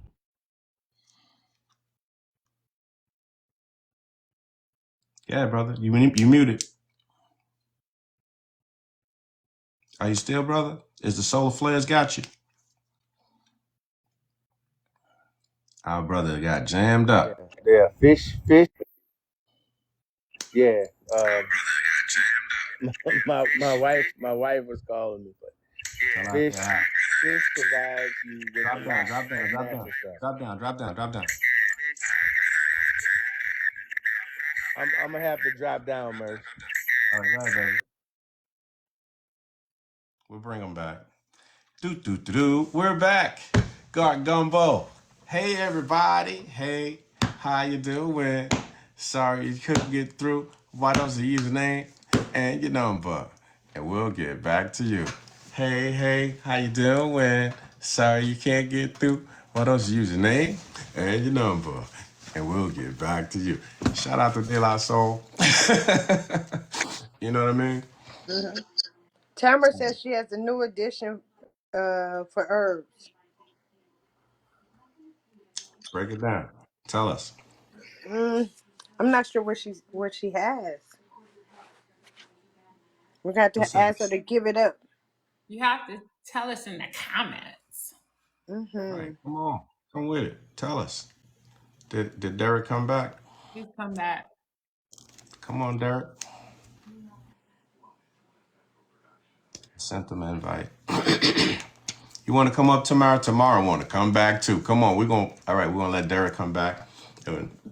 Tomorrow, tell me what you got tomorrow. She just waiting her little beautiful 320 garlic bulbs. You good, Derek? Yeah, I think I'm. Okay, good brother. Come on. Share it with Yeah, us. yeah. So, like I was saying, like Garden Girl said with the NPKs and all that you was referring to, those are all good things, but they can be found in their natural states. Very much so. You have your comfrey, you have your fish. All of these are good sources of NPK. Your wood ash. If you barbecue, if you're burning fires in your home, and you're burning out of good wood and not painted wood, you can use that wood ash. It brings a tremendous amount of nutrients back to your soil, Beautiful. and so that is a lot of what I do. So when you say I create monsters, that is the way I create monsters. Well, we Through already the know, brother. You got dinosaur food out there, okay? You ain't got regular food. You ain't got regular squash. You ain't got regular turnips. Your turnips look like the size of a person's head. So I call you dinosaur food, Derek. You know what I'm saying? I'm just messing with you, my brother. No, man, you're doing extremely well, good brother. it's Whatever you all doing, keep it going. it's all through natural. I just refuse to do the chemicals. They've been putting that in our system so long that I mean, I have 80-year uncles and they still, oh no, you got to put triple 13, triple 10. Yeah, 10, But 10. no, I can't do that. Be careful. Careful. My brother, I guess we'll be back. Look at the coffee cup, y'all. Y'all see him steaming over there? Willie beaming, steaming. Wifey calling him again. Okay, we're going to put him to the side. You know what I'm saying? Till you get that together. Get that together. Huh? I wanted to say to you, you know how you were saying you just put the vegetables in the garden, like you just put them in there. So, this whole chaotic gardening or chaos gardening that people talk about, it's really for like leftover seeds. So right before germination, you don't waste your seeds; they just like throw them out. But that is, I'm not saying that that's what you're doing, but that's like still a viable way to garden, right? Letting nature take its own course in that sense. There's a lot of people that do that in like different countries. They got fields of stuff that's like sporadic. They know where it is, but it's like sporadic and thriving. So, it works. I just wanted to say something about that earlier. Man, I want to say something to what you saying on here. Let me go ahead and drop me up. Let me big me up, okay? I just big myself up. I'm always bigging y'all up. Okay, here go the garden drip of the day. Okay? It is estimated that the earth is 66 trillion years old, okay? So that means we have been gardening and farming for hundreds of thousands of years, okay? The shift was around 1941, as legend has it, when they start making bionuclear weapons. And whatever they was using as far as nerve gas, nut mustard gases for war, they started to take those elements and put that into the soil to start creating a revenue stream, manufacturing these things for mass production, assembly line. The country is growing. The population is growing. They wanted to get to fast food. That chain was going. Women into the workforce. All of these things was happening at the same time, right? So as these things was happening, they start planting different things, right? And if you just plant a row of soybeans and whatever, let's just go George Washington Carver, shall we? You've been planting peanuts 18 years straight. It's depleting the soil system, right? You can't get no more. You can't pour from an empty cup. So then you have to start switching and rotating your crops, right? So you went from peanuts to soybeans and vice versa. So our soil has been impacted with all different things as the Industrial Revolution started to flourish. And they start making chemicals from rubber products. Okay, we went to Vietnam and found the rubber tree plant, and now we got tires. Tire industry has been improving. So all of these things are like the gases are going in the air, it's coming back down in the form of acid rains. So it's, all of these things are impacting the soil. Now, this is when I'm bringing you to the conversation that we're having, right? So in order to, let's say, combat all of these things that's going on globally and industry-wise, you have to put different. Okay, all right, sorry, I built that on a bad foundation. Let me help If you out there.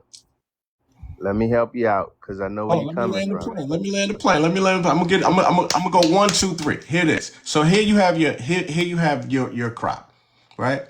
And it's already, as Derek was saying, it's hard. If you don't put, if you just put one, okay, it is said that it may take us 20 years for our soil to get back to where it was before 1941, right? Because it's so hard. It's densely packed without dense nutrient in it. So the only way to combat that, if you plant one crop, it will take, if you change the crop once a year, it would take 20 years for that crop, for the biodiversity to be in that crop, for it to be a viable food ecosystem. However, if you took 20 different crops and put it in that same plot, it would take you 1 year for it to have the biodiversity in it. That's the math problem that we're all having. Okay? Now, if you want to add on to that, good brother, let's go. I'm ready for that conversation. Let's do it. Now, now I'm gonna tell you something. Peanuts, peas, English peas, snap beans, all of your beans, when grown after a heavy feeder like a tomato or a bell pepper, they replenish the soil immediately. There is a 7-year term in gardening when you plant like that. So if you plant tomatoes here one season, the nutrients in that soil is pretty well depleted. So right after that, you plant a peanut, or you plant a pea, or you plant a snap bean. That nitrogen goes right back into the soil, and it's proven. Correct. That's biodiversity. We're both saying the same thing in a Yes, sense. you never ever wear out your soil by doing that. But other Correct. than that, like you said, 20 years, if you farming corn and corn on the same plot of land for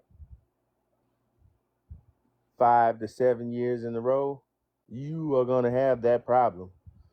But by rotating crops, you alleviate that. And all beans and nuts, they give nutrients back to the soil.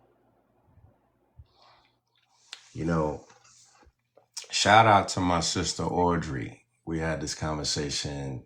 I think she said it was Thursday. I don't remember. But we was talking about, we have to do a show on what is your plan, right? Right, Audrey? We was talking about what is going to be your plan to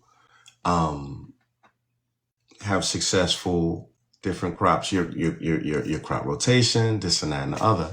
And I'm just gonna just kind of give it a glance over. We should do a whole show. I'm not going to steal the thunder because you guys got to tune in maybe next week for this show. Okay. But this was what Audrey wanted to bring to the community. So let's say, hypothetically speaking, you're growing something like potatoes. Everybody knows potatoes take 90 to 120 days to grow in your yard. So what you might want to start off is something which has a shorter duration, let's say spinach, which is 45 to 80 days, 45 to 50 days. So you may plant a little bit of spinach, right? And as you're waiting for that 120 days where you pull the spinach, now you could put maybe some corn or, your beans, whatever fits or tailors to your unique growing style. As you're pulling certain things, let's say it took 45 days to pull the spinach. Now you could put something else that would grow in sync with your potatoes coming up, because that's your biggest duration of crop. And just like Audrey taught me, start putting your pumpkin and squash seeds in early in February, because this takes 180 days for these things to grow. That's sensible. You won't wait to the summertime to grow that. If you want that to pop off in October or September, you have to start early. So she reminded us that. Audrey reminded us to put different peppers in, and no, not peppers, I'm sorry, to cold stratify some of our seeds. She kept telling us, she was urging us in December, put some of those seeds outside, put them in a bucket, so this will stratify the seeds now. So when you get time to where we're at now, with spring is springing, that's when they're already cold stratified and they could just go in the ground and germinate properly. I mean, Audrey, if she wants to share that, she's probably better to speak on this. She's in the room. I don't have to talk about her No, like she's not there. Right. you Mm-hmm. said it right. Yeah. I mean, yeah. You said it right. Yeah. Yep. Just actually plan the plan out. Don't just let the gardening season happen.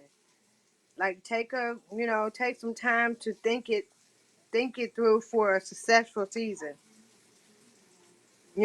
So you're thinking it through, adding what Grow Girl brought to the table today, the toxicity of plants. And then Derek brought, you know, the things that could help comfrey, planting that, interplanting those things.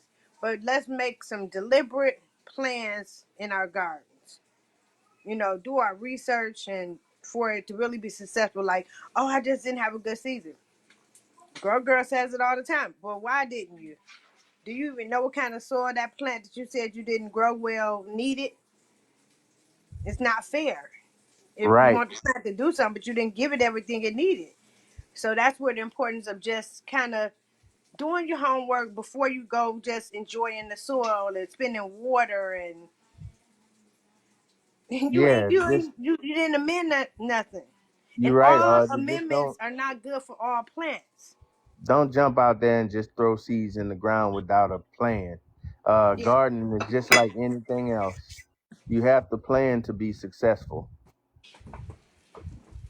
Yep. That's all. Just encouraging people to enjoy it, but get your notebook and draw some pictures and say, hey, this is what I got here. This is only gonna be in here 6 weeks. This, and then this is what's gonna take me to the fall, and this is what's gonna build my nitrogen back up, and then I'm gonna circle back around and plant my cover crop for the winter, and then I'm gonna be ready for the spring.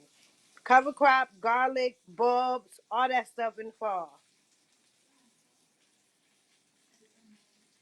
So yeah, I mean, it's just being closing the gap, closing that circle up of lack. Somebody just quoted you. Okay. You got to plan to be successful, okay? That's right. If you fail to plan, you got to know you planning to fail. Let's go, Yeah. And Audrey. we don't want you to get into this and be like, oh, it just ain't for me. I mean, but what part of it's not for you? So we just want to make it more enjoyable because you know where you're going with it. I would encourage, if I may add, that you journal. It's important to journal. Um, I used to have a pastor that used to say, paper remembers and people forget, right? So it's important for you to, for each section or however you journal, everybody's different. You may have different types of journals. I had a journal just on soil testing at one point with my lawn. Because it can get that deep. But you can go back and see where you were successful with something one season, and you'll see what you did and all of those things. It's really important to do that, and to push yourself to continue to do it, because it shouldn't be a chore. It should be something you enjoy to do.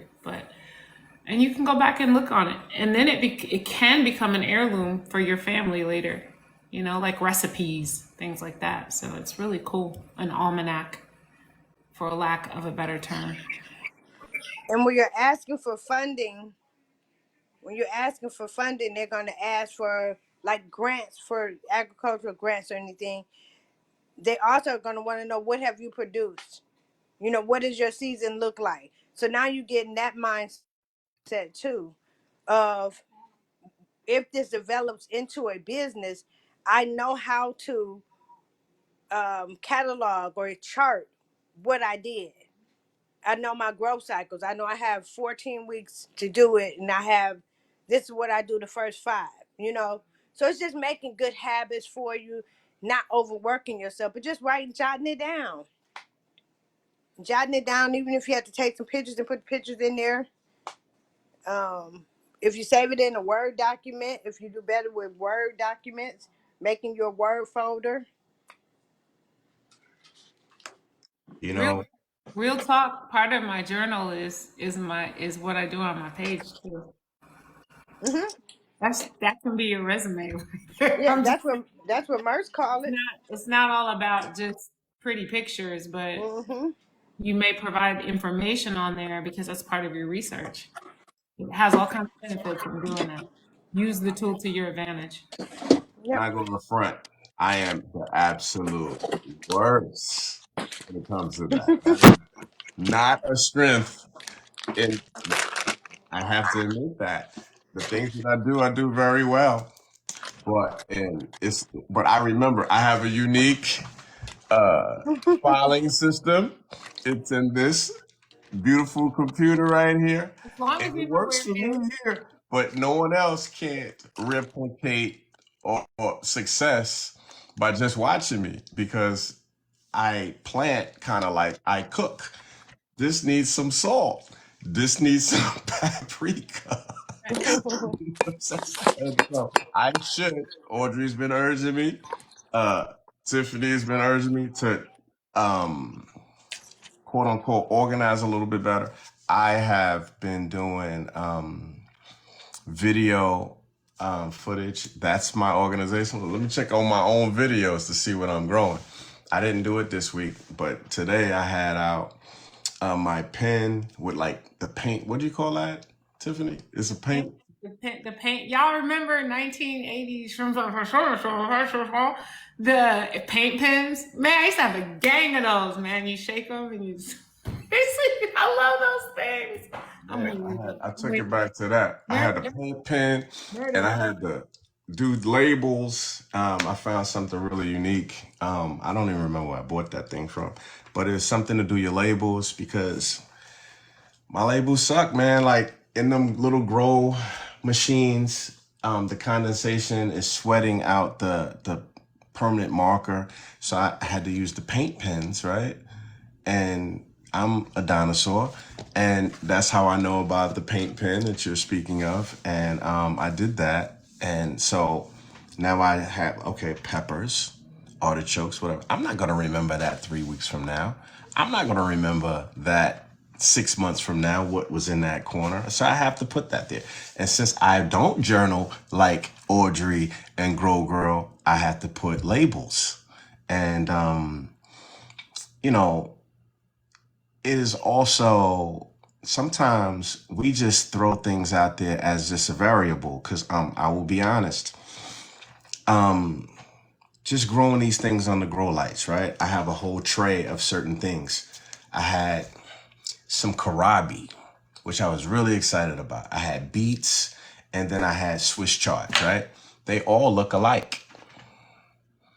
And I guess I didn't turn it a certain way, or like I miswatered it, right? And all I just see is little red things just kind of collapsed in my pot there. I'm like, so what happened here, right? You missed 24 hours of watering, it fried. So what I did, I just put it outside, right? Because if not, it's going to grow mold. If you first it fried, it got dehydrated. It probably maybe I missed 2 days of it. And when I put water on it, I try to overwater it to bring it back. It just got moldy, right? So I say, geez Louise. I said, forget it. I'm just going to put it outside. If the snow happens, as Audrey said, you got to put like a, what do you call it? Shade cloth or whatever out there. Or I think I'm going to go with the hay. Maybe it will come back. Maybe it won't, right? That's a variable. I think growing it indoors, us northerners have a disadvantage, like people like my friend in 7A over here, Backyard Farms, got heat all day. You know what I mean? I'm in 7B. I'm running grows on 7B. We don't have the heat. You guys got 90-degree weather. You know? 9B, brother. 9B. 9 Bravo. Okay. Right. So you got 90-degree weather, brother. Look, sometimes it's 30 degrees outside, and sometimes today was 67. But the weather dropped. I went to the store. I'm wearing a sweater right now. You ain't seen a sweater and I don't even know how long, good brother. You know what I mean? So we have to plan, and it sucks that sometimes we be so excited to do certain things. I just put it all outside, man. And it's like, you know what? It's going to die in the house too. What do you do? It's tricky for the sevens and below, because you've got to really be good at strategy, right? And you're really taking a risk. Like April 1st is a risk. You put it out there, like Audrey was saying.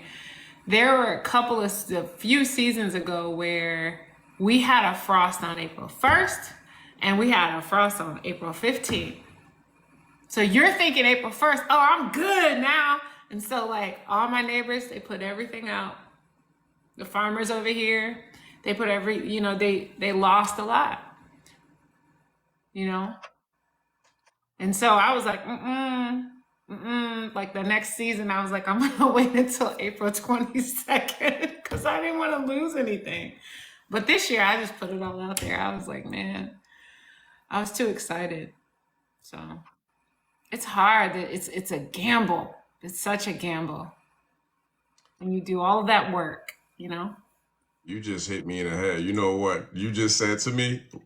I don't know if y'all heard it, but it said it. I heard it in my head. She put the food out there, and it snowed. April Fool. That's what nature said to you. You put your food out April 1st, and it froze. April Fools. That's hilarious, and it happens, man. And I got a friend named Chris that's in South Bend. It snowed over there the other day. Yep. That's crazy. And I guess she's going her little pineapples and potato slips, and she looking like, ooh. And I said, hey, man, I had to play the song.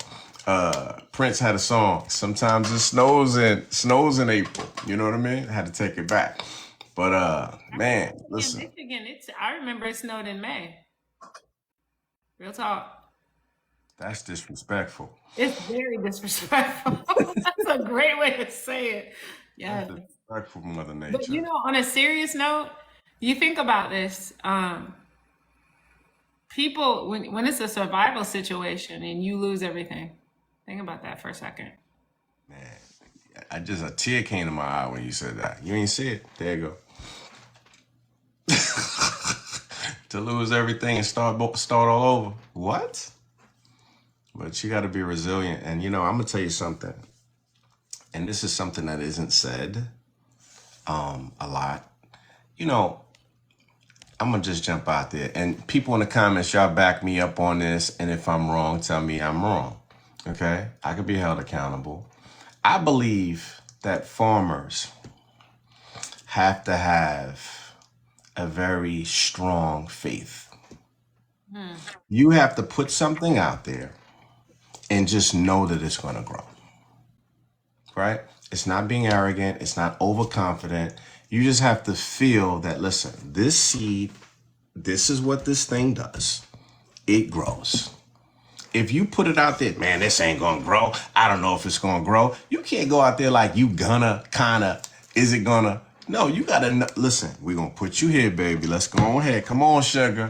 We're going to get you together. If you don't have that kind of mindset, right? I call it an incurably optimistic mindset about growing, then nothing will flourish around you, right?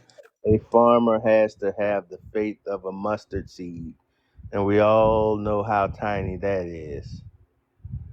So if you're gonna be a farmer, you have to have that kind of faith to know that you are gonna put this little bitty tiny seed in the soil and it's gonna grow. Also, this también este, I'm being that step. también este. Now faith is the substance of the evidence of things not seen. Say that one more time. Now faith is the substance of things hoped for, the evidence of things unseen. It's just a saying. We'll just say it's a saying, okay? You have to have the faith now without evidence, Yes. without seeing the evidence. You just got to believe it's going to happen. And right? you gotta quit being a bullheaded man and journal, buddy. Oh, Oh, I know you did. I Listen. had that to. sounded I had to get pointed the. and Woo! directed. We Wait a have minute. love on this platform. Don't do that. Hold on, brother. We're I, not I, doing I I'm love not him. I bullheaded. love him, Don't but get I it used to twisted. be stubborn. He just trying to twist. You know what I mean? He trying to stir the pot. We don't. First of all, Oh yeah. My wife just said she's unique from the backyard again. Ooh, oh, here we go. And Okay. I'm Tyrone. it is. Tyrone and Uniqua. It is 10:25. So this is Garden Gumbo after dark. Oh, Clearly. we. This is Because the popcorn gloves right just now. came off. Backyard, Look, you and the missus just pulled the boxing gloves out. She was like, oh, let me get my lick in too right quick. Don't start nothing. Won't be nothing. Come look, on, look, look. honey. Look. Hold on. If you don't want to come to the show with content creators arguing all over you, talking all over you, come to the gumbo, okay? First and foremost, Merce Knight that came into the building. Listen, man, Merch I'm night. not bullheaded, whatever you said about journaling. I am doing what I call digital resumes. I film what I'm doing because I know I'm going to forget, right? And that's better for me. That's my process. I will put it out there. And, you know, sometimes when you're playing with so many different soil, right? Well, you gonna laugh. Flora, right? I work with so many different flora, right? I'm going to tell you a short story this week. I was perusing my neighborhood and I went to certain different gardens around here. April 1st, on every garden lot, it says we're open for business from, let's say, 8 to 10 p.m., right? All of these are different community gardens. There's 60 different gardens in my neighborhood. And I think I'm friends with maybe 5 to 6 of them. So I'm over there knocking on doors because I intended that I wanted to bless, excuse me, I wanted to bless different people in my neighborhood. So nobody was open because it's raining and all of this thing was going on. So I passed by this plant in my neighborhood. And at first glance, I thought it was dandelion root. I said, ooh, there's a bunch of dandelion root. Now everybody was doing the purple nettle. I was about to do a whole digital resume on the dandelion root. This thing fooled me. This wasn't a dandelion root. So I went to go pull it from the soil. It gave me a lot of resistance. It was the bitter dock. So I clicked it. What the heck is a bitter dock? This was a blood purifier. It helps with the whooping cough and jaundice. And so I said, oh, I didn't hit the gold mine because in this neighborhood, and it just so happened to be the projects. I said, man, now, freeze flame, here we have a plant in the hood, right? I mean, I can't tell you how many people done urinated on there, how many dogs done urinated on this bitter dock. I said, man, so it was an air purifier and a soil purifier. I said, man, so here we are. Here's the deeper dive. I went through a whole rabbit hole on this. I said, so in this neighborhood, which so happened to be the projects, I said, the creator wanted to purify this neighborhood. It might have been dog feces on that plant and everything. Okay.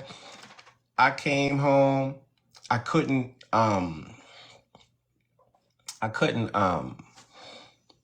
pull it up.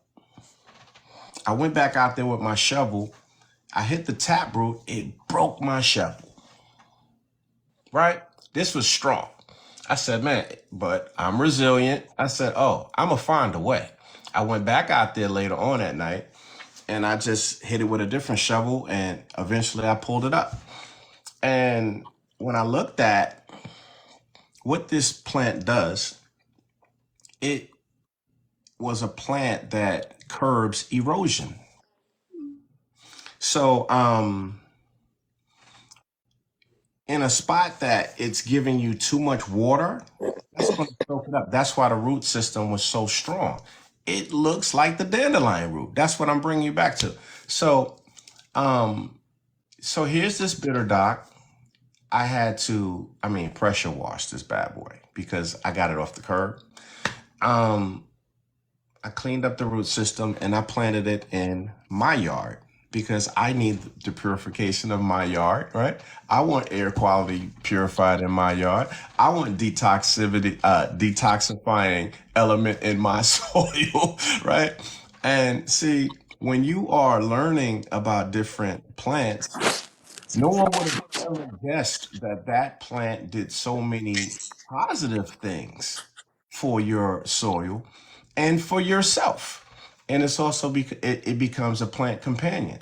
So in the midst of learning about different species, anything that's dealing with dock is like doctor, burdock, yellow dock, bitter dock. I could go down the list. And the bitters, anything that has to deal with bitters, that's going to be is dealing for bitters are good for the body. I could go on a whole show just on bitters, right? Our Caribbean and East Indian people live by bitters. So, man, we're so used to things that's sugary and things that make us feel good. No, these things are here to clean us up. These things that help reverse certain ailments. You got sugar. You got all these different things that are messing up you chemically. You know what I'm saying? She said it helps to control weight. Man, listen, it's so many different things. So, like I said, here we are. The Most High put this in a neighborhood where I was laughing. I said, man, I know, Joe, when I was pulling it up, they said, man, what you doing, bro? Why you picking that? Why you digging that up? What is it? Can you eat it? I said, man, thanks to y'all over there urinating Hennessy on this plant. And This plant right here is gonna clean up a whole bunch of stuff, man. But I had to teach people in my neighborhood, man. And I said, hey, they was like, hey, brother, what are you, like some kind of herbalist? You a doctor? I said, no, brother. I mean, I'm learning just like you. And this is part of the battle. I had to teach them all different type of stuff. Like sumac was on these trees. And they was like, man, I'm holding council in my neighborhood. And little kids, like, I love the kids. Merce love the babies. You feel me? So the kids was like, where did you learn all of this stuff? You know what I'm saying? Listen, when you are walking through your neighborhood, sometimes you don't even know. You walking over things that could be a gold mine. You know what I mean? And it could be improving your health. And, like different things. And I'm gonna land the plane. I feel like I'm talking too long, but let me just say this. We had a whole conversation, whether it's this week, last week, some of these conversations are all melted together. We had a whole discussion on the purple dead nettle. Why are you using the purple dead nettle? Like anybody that's using things for allergies and sinus and so on, so that plant is what that is for. So here you are buying these over the counter drugs, and you could just be getting these things out the yard, And we have to be a little bit more diligent and like research wise, like my sisters over here, they keep me accountable. And, this is that. So back to you, Derek. Okay. It's not that I am not organized. I just think I'm playing with a lot of different flora. And some of these things I'm still learning. So the passion for me is that I'm learning things every day. And what's very beneficial, right? I am what you call a distiller. I'm reading all of this jargon every week. I'm in books after books after books after books, right? I distill it and I bring it to you. I chop it up in a way that I could deliver it to you in a very entertaining way. And that's just why you guys tune it. Okay, well, Instead of sitting and reading a book. that's not what I'm saying, buddy. I'm just saying I have a cheat code. See, Uniqua is my journal because she will be like, you planted that like that last year and you flipped it up.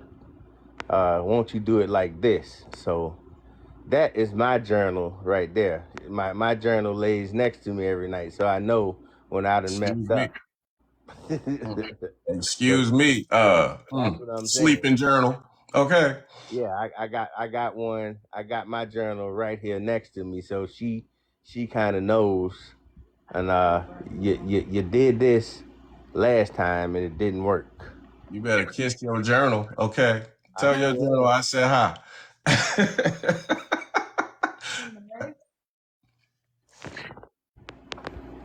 You were saying something, sister? Yeah, I wanted to. You brought it up You brought it up, and then you kept talking about it, where it grew in the projects, right? And you were talking about how, or alluding to the fact that probably there's a need for that in that particular location. And I wanted to bring light to that point, in that several of us have in our content been talking about foraging in our yards, one way or the other, right? Whether it's, whatever kind of nettle it is or whatever we're finding. But it's possible that what is growing in your yard, I know this is a little deeper than we probably need to go, but maybe that, the ecosystem or the universe is, you're in tune with it. There's a frequency, there's a vibe, and maybe what's in your yard is what you need for whatever it is you're dealing with, or your family. I believe that that's one type of provision, right? Purple, the nettle just showed up in one of my garden beds, and then for this whole time I had these planters that had golden dead golden nettle and purple nettle. I didn't even know what it was. I thought they were weeds. You know, I didn't know what that was until everyone started talking about it. And so because we have community, I was able to learn from all of these people talking about it. And I was like, oh, I got that. That's in my yard. I also wanted to say this. I'm the one that brought up the journal thing, right? We all have different ways in how we do it, right? It's just to have a practice of doing it. It may be somebody else doing it for you. It may be writing it down. You may have a photographic memory. I ain't got that. I got to write it down. But we all have different ways of doing that. And I think if we use those practicums, I think that's what's most important, that we're utilizing them. That's all I have to say. Practice makes permanent, and I love that you said that. We all have strengths and weaknesses. I think that more so about, all right, I guess, okay. Necessity is the mother of invention, right? Being that necessity is the mother of invention, I'm always thinking about how do I improve the soil overall. Because if your soil is good, anything you put in that bad fella, it's going to pop, right? So that's always going to be my deal. I don't care if I got dill, fennel. I just literally did this. Kohlrabi, pepper, chives. I got all this thing going on. I literally planted 600 plants today. 600 plants today. You know what I'm saying? How many? 600. Let's go. Garden Wars, let's go. I'm on your tab. I'm on your neck. I'm on all your toes and potatoes. I'm just beating on my chest. But honestly, I'm doing all of these different plants. And if I just put 600 plants in there, you think I got time to label 600? You really think I got time to okay, I got turnip, I got this, and I ain't got time for that. I just know this is brassicas. These are herbs. That's it. That's about as much labeling I'm gonna do. You know what I mean? And hey sis, I'm pulling it back, dialing it back just a little bit. I think that as some of these things with different maturity dates, right? All right. Back to Audrey's point, planning for success. And this is where the rubber meets the road for me. And this is kind of a weakness, but kind of a strength, right? For me, I plant so many different things in my yard, right? Win, lose, or draw, whether, they're going to fight for sunlight. They're going to fight for nutrient. They're going to fight for whatever. Whatever's start to come up first, I got back transplant that. All right, you're going in here with this pecan tree. Turnip and a pecan, it don't go together. No, it doesn't. But if there's room in a pot, it's going. And if it's growing there, I'm not going to worry about that later. As it starts to get bigger, I may chop it, I may move it, whatever. That's me cooking. And it's probably from my Navy days, right? I used to cook on the boats and stuff like that. I cook for 600 people. You think I got time to worry about one egg frying in that pot? No, ma'am. So it's not that I'm stubborn, and I could use some assistance. I hope the kids come out here and enjoy playing in the soil with me. But if not, that's fine too, But I think I'm doing really well at managing some of this stuff. And can it be better? Can it be tweaked? Yes. But for the most part, I'm just happy to be able to say, the goal for me is, here we are, necessity is the mother of invention. The goal for me is permaculture. So if I could get to a point that I know, let's say artichokes are going to grow in this area every year from this point on, I'm happy. Every year is not going to be, excuse me. I know I got the belches. Every year is not going to be successful, but if I could come in my yard, oh man, what's happening out here? Where I'm going? Oh, we got carrots. Thank you. Oh, I got sweet pepper. Oh, beautiful. What else we got? We got potatoes. Not yet. All right. We were still working on you. You know, that's how I talk to my yard. Oh, we got some strawberries. Oh, we got some elderberry. Okay, let's happen. So at the end of the day, I'm making useful land useful, as the brothers would say. And if you have different things going on, it's some things are late bloomers, some things is on the fast track. At some point, we all gonna greet each other. And as far as I'm concerned, I have my little. This is really bad, but I got my little pot there, and I just be like, put it in the little thing here, whatever is shaking of the day, that's gonna come home with me. And that's less things that I gotta go buy at the store. I'm shopping in my own yard, you know? And, you know, I'm happy to be a part of this community, right? I was sharing, like I said, with one of my friends that's in South Bend, and she does hair products. She got dreadlocks. They're coming down to her feet, okay? And she's using rosemary and sage and all of these beautiful things. Hey, Courtney, you know, she's using all these products, right? And I said, man, I got some apple mint here, clip, snip, snip. And she said, man, do you know how amazing that is? I got to go and buy mint. I got to go so you over there just chopping mint like it ain't nothing, you know? And she was teaching me how to do hair products, you know, how she's putting different herbs together to fortify her hair, make it grow, and so and such and such. You don't know that we can use every bit of these herbs. Sometimes we could use the roots. Sometimes we could use the leaves. Sometimes we could eat the actual fruit.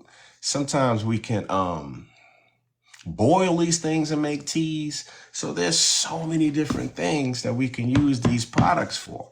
And whether you want to, I'm not really set up right now to actually sell products, but learning products, right? Oh man. All right. Sorry, good brother. My brother dropped down. Learning these products, selling products, or whatever the case may be, but what's more importantly is that we're using these products, and you're using the products that you grew yourself. You know, you ain't about to put no pesticides and harmful chemical stuff that's in your yard that you're going to use with yourself. You know, you think about your animals, your grandchildren, and all of that stuff that you're not going to put crap in your food systems. And just with that mindset alone, you're winning, you know? So it's all about becoming better for yourself and doing for self.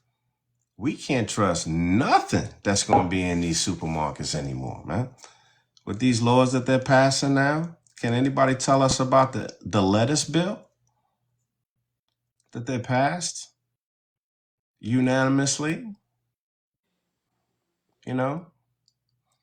So there's, again, each person in this community, they're going to love certain plants better. Some people love herbs.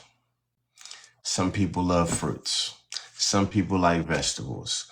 Some people like trees. Some people like teas and leaves. You know, some people bring together apothecary. You know what I mean? It's so many different lanes with these things. And this is a lost art. And the platform is here for all to give people an alley to talk about these things. Gardening is not everybody's stick. We get that. But for those who really love and enjoy this, then these are the conversations that we have with the people that love these things, you know? And I'm so happy to be a part of it, you know? Like last year with the potato wars, our sister Courtney came into the room. Man, let me tell you how beautiful this community is. Last year around July, Audrey and Courtney came to New York at the same exact time. Okay? I said, wow, how beautiful. I was like, praise God. I said, if I can get Audrey and Courtney the same day and all of us would have met, that would have been amazing. You feel me? So I met Audrey for a very brief time. I tried to get Audrey to come with me to the Carmines and Juniors. I don't want to go to Carmines. I don't want to go to Juniors. I said, okay. I said, you sure you don't want no Juniors cheesecake? You done came here from Detroit. You ain't getting no Juniors cheesecake. I'm good. I respectfully decline. I don't want to do it. All right, praise God. Hugged her. I bet you the next day, Courtney, hey Courtney, you want to go to Juniors? Say less, brother. We pulled up in front of Juniors with the quickness. I said, see, I was getting my Juniors fixed. Courtney's in the house, you know what I mean? And we went to Juniors and we tore it down, fella. So, I really wanted to spoil my soil friend to get some of that Junior's cheesecake, but she don't know. She don't have no point of reference. She don't know how good it was. So, you know, that's it's a beautiful thing. And guess what? I didn't twist her arm, but No, you didn't. you know what I mean? So it's a beautiful thing, and we had a great time. And she was still enjoying her birthday, you know what I mean? So I'm happy that it even happened and it went down how it went down. Hmm. And the brother was talking about Jerusalem artichokes too, by the way. Hey, nerdy girl. I was gonna show you what I'm working on. I don't know if you'll be able to see this is part of my journal. Beautiful. So I drew out the pictures of the butterflies, and then I go ahead and make sure that the plants that they like, I make sure I put them in the butterfly garden. So that's what I'm working on. That's serious right there. Yeah. Not serious, but serious. Okay. Yeah, so I get the butterflies that are native to Michigan and get the plants they like. So I had the swallowtail because I have the fennel. So I made sure I had plenty of fennel out for the swallowtail. And then I have the milkweed for the monarchs. But I wanted more. I wanted the morning cloak. It's real pretty purple and yellow. I wanted that one. I wanted the red spotted purple. That's what it's called, red spotted purple butterfly. It has it just flutters. It just flutters a lot. So that was my homework. Drawing the little pictures best I could draw it out and making sure I get those plants in the greenhouse, the seeds and then the plants. Now, I appreciate your share. It begs the question, are you doing a pollinator habitat for those things? I actually do. I am the vice president of the cross pollination corridor here in Brightmoor. So we have transformed 12 lots from blighted homes to we have a high tunnel. We have a grow station where we have 8 beds for youth to grow during the summer. And then we made a putt like ring toss. We can't do putt golf in the city, but we take the ring. We actually carved it all out, had it bricked in, and so it's like a 9-hole thing. But we do ring tosses. But at each ring toss, there's a perennial plant there as well. And then we have aquaponic type of flowers that grow in the center. We got a solar pump and it comes up and splashes water, but there's flowers that grow in there that just like the water, like the pennyroyal.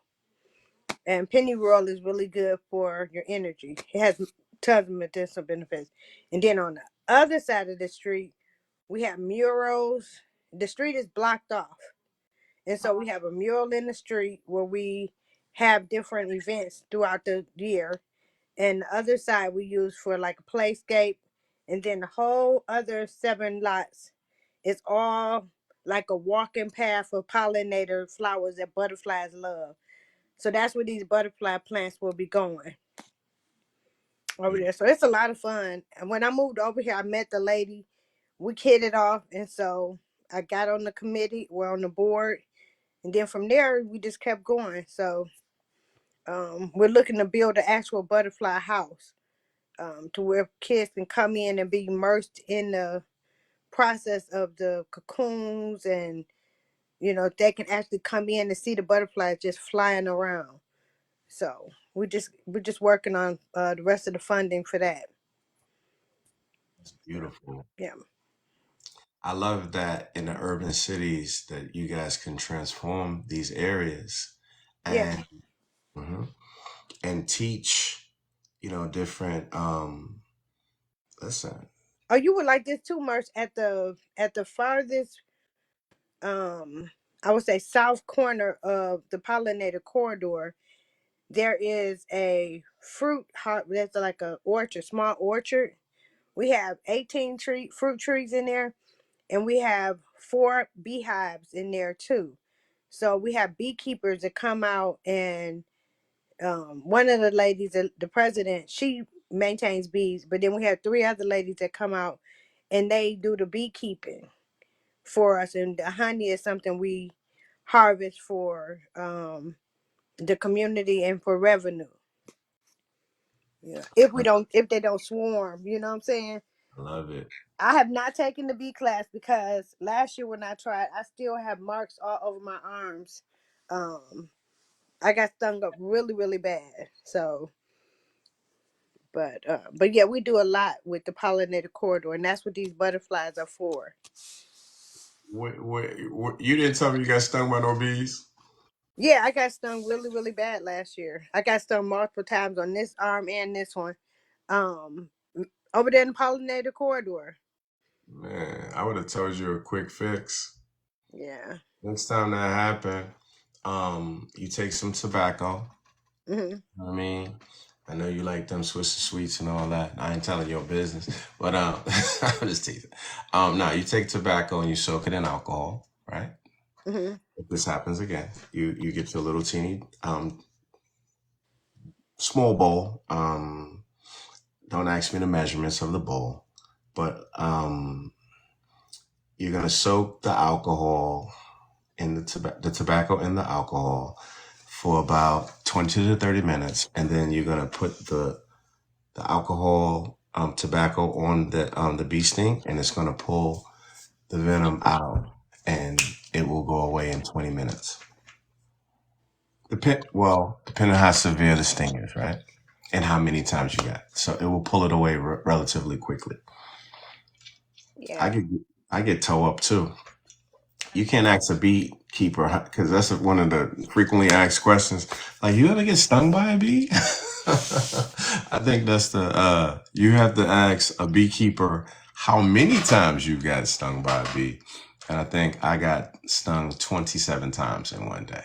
So yeah, I was looking like Emmett Till. No, there's no disrespect to that brother, but Mm. I had cantaloupes and watermelons all over me one day. It's not a game playing with these nature, and you know, but I think that just like all things, pets, children, insects, they can actually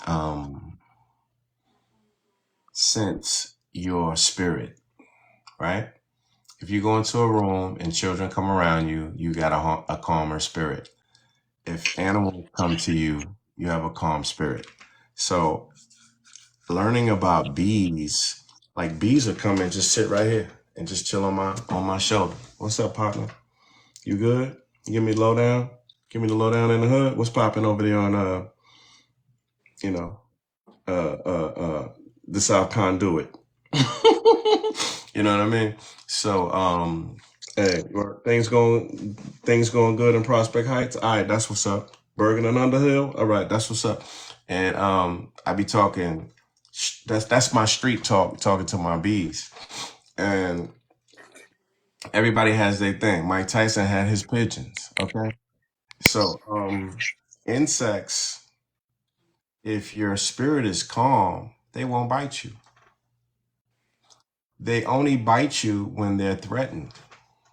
You probably move too quick. You know what I'm saying?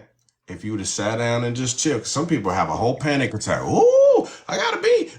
That's not what you want to do. You want to go sit down somewhere.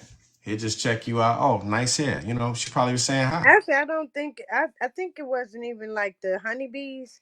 I think these was regular, bees. These were not the honeybees. I think it was just the regular because we had a problem with the wasp last year, and the regular bumblebees actually trying to take over the hoop house. So they was beefing. I mean, the insects was competing for the honey. You know how you take the old hives out and you try to store them and whatever, and so they was trying to use those to make nests. But yes, I just got caught in the middle of their feud. But it Man, didn't stop me. I still do what I do. Thanks for that tip though, because that sting lasts for a minute. Hmm. You can feel it for like, it Yeah, hurts, you know? it was pretty bad. Deja said she gonna call me out about the insects. Look, wasps are a different animal. Um, the wasps and the honeybees are fighting all the time. Hmm. And what happens is, like, let's say I don't have props here, right? So it's best to it's show and tell. For this to make sense, I'm gonna try my best. So let's say this is your hive, right? I noticed that the wasps will set up like right here, right next to them. Whatever plant you got, they'll just start, setting up next to them because they are interested in the honey just like you are, Hmm. right? And their cocoon, or I don't know what it's called, it's not a hive, but you'll start seeing this orange um, matter in that area. If you're inexperienced, it kind of look like when you set down some Gorilla Glue and it expands. If you start seeing that, it's a nest. Thank you.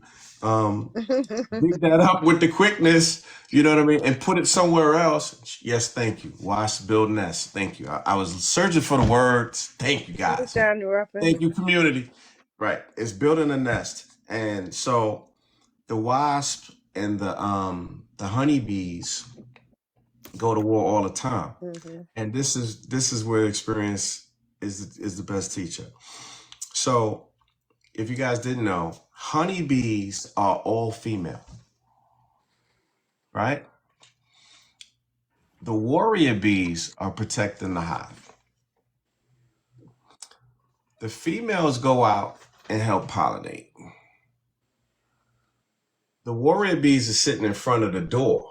You know what I mean? And like you have to watch them in their season. So for me, my hives, the bees are shooting out 5 o'clock in the morning.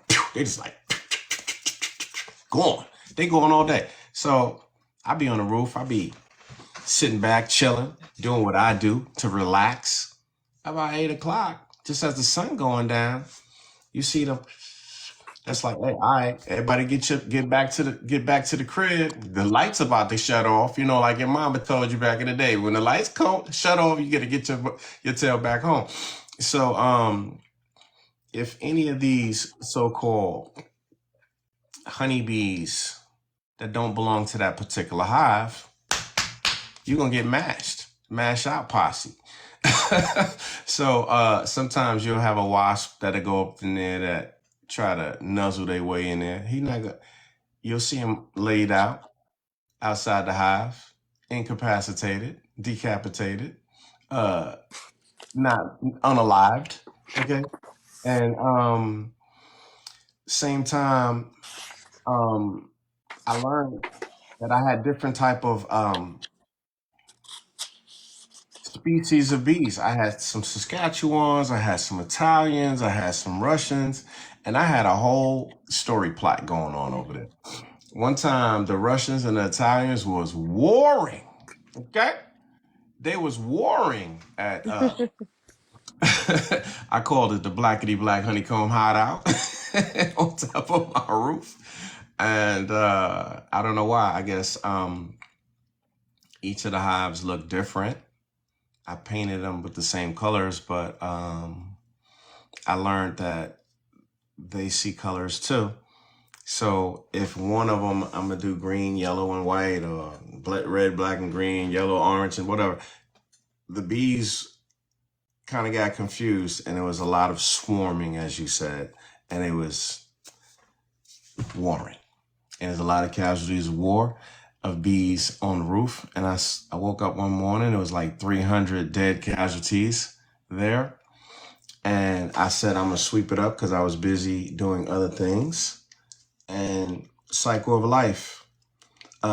The next morning, I saw blue jays, I saw red robins, I saw all different type of birds on top of my roof, and they was like, don't need to throw these away. They was eating the insects, so it didn't go to waste. So wasps, bees, all of them are fighting for survival, and those that didn't make it, clearly, the pigeons of New York will eat them too. So any other passerby bird life come to this wild kingdom will also enjoy that. So My Tennessee friend, my Knoxville friend Deja was talking about hornets. We had hornet issue here in Georgia. Those things are vicious. Vicious. That's all I'm gonna say. But she had mentioned that in the comments. that's what's up, man. All of these bugs, man. Some who's this guy? Brother Johnny Ruffin said he's gonna add bees to his farm this year. Okay, good brother. Keep us in the loop. Deja said the hornets are hateful. It's rough, man. It's like, back to the super bug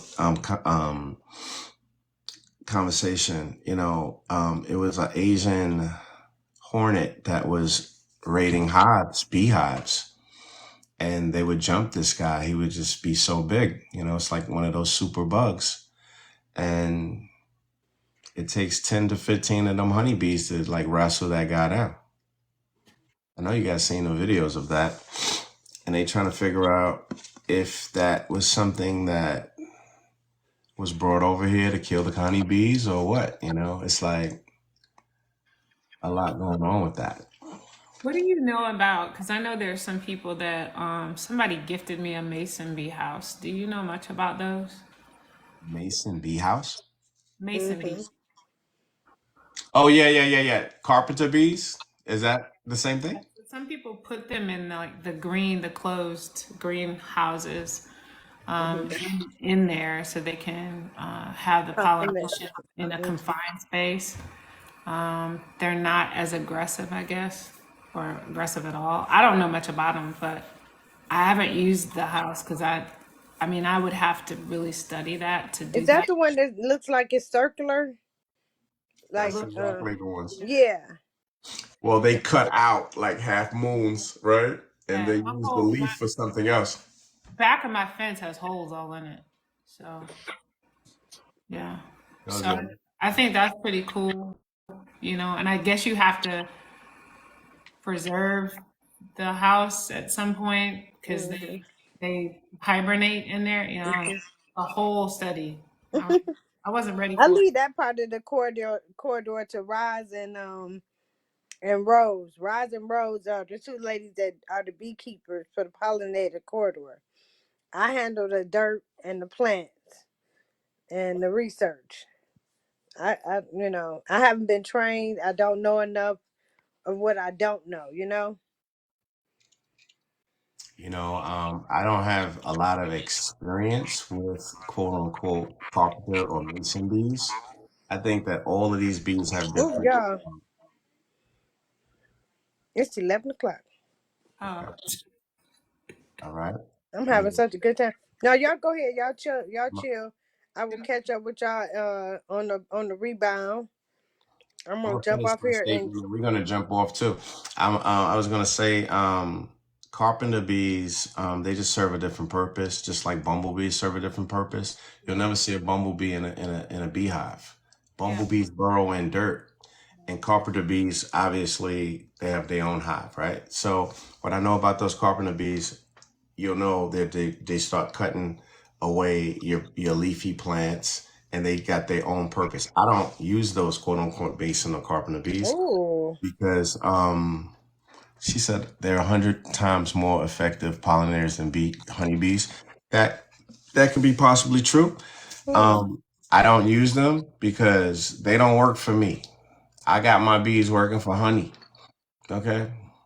So, the honey brings the money. Okay. So I don't know. I hope your carpenter bees build you a great home. And with that, we're going to all shut it down for today. If you guys got any last words, anybody want to close this out? Just go and be great this week on purpose. Be great on purpose. You said something, sis? Tiff? No, I just said on purpose. That's all. On purpose. All right, everybody, thank you for coming on this beautiful April 8th, the solar eclipse. I hope it brings you success. A little seasoning, a little A gumbo little seasoning. seasoning. I hope the spring is opening up for you, warming up for you, and you have abundant harvest. Shout out to every guest that came on here today, everybody who liked the live, shared the live, got some information from the live. If you guys are interested in coming on the show, please email us at theGardenGumbo@gmail.com, and we'll see you there, and we'll take it from there. God bless you all. All right, good to see you guys. Peace. All right, peace. God bless.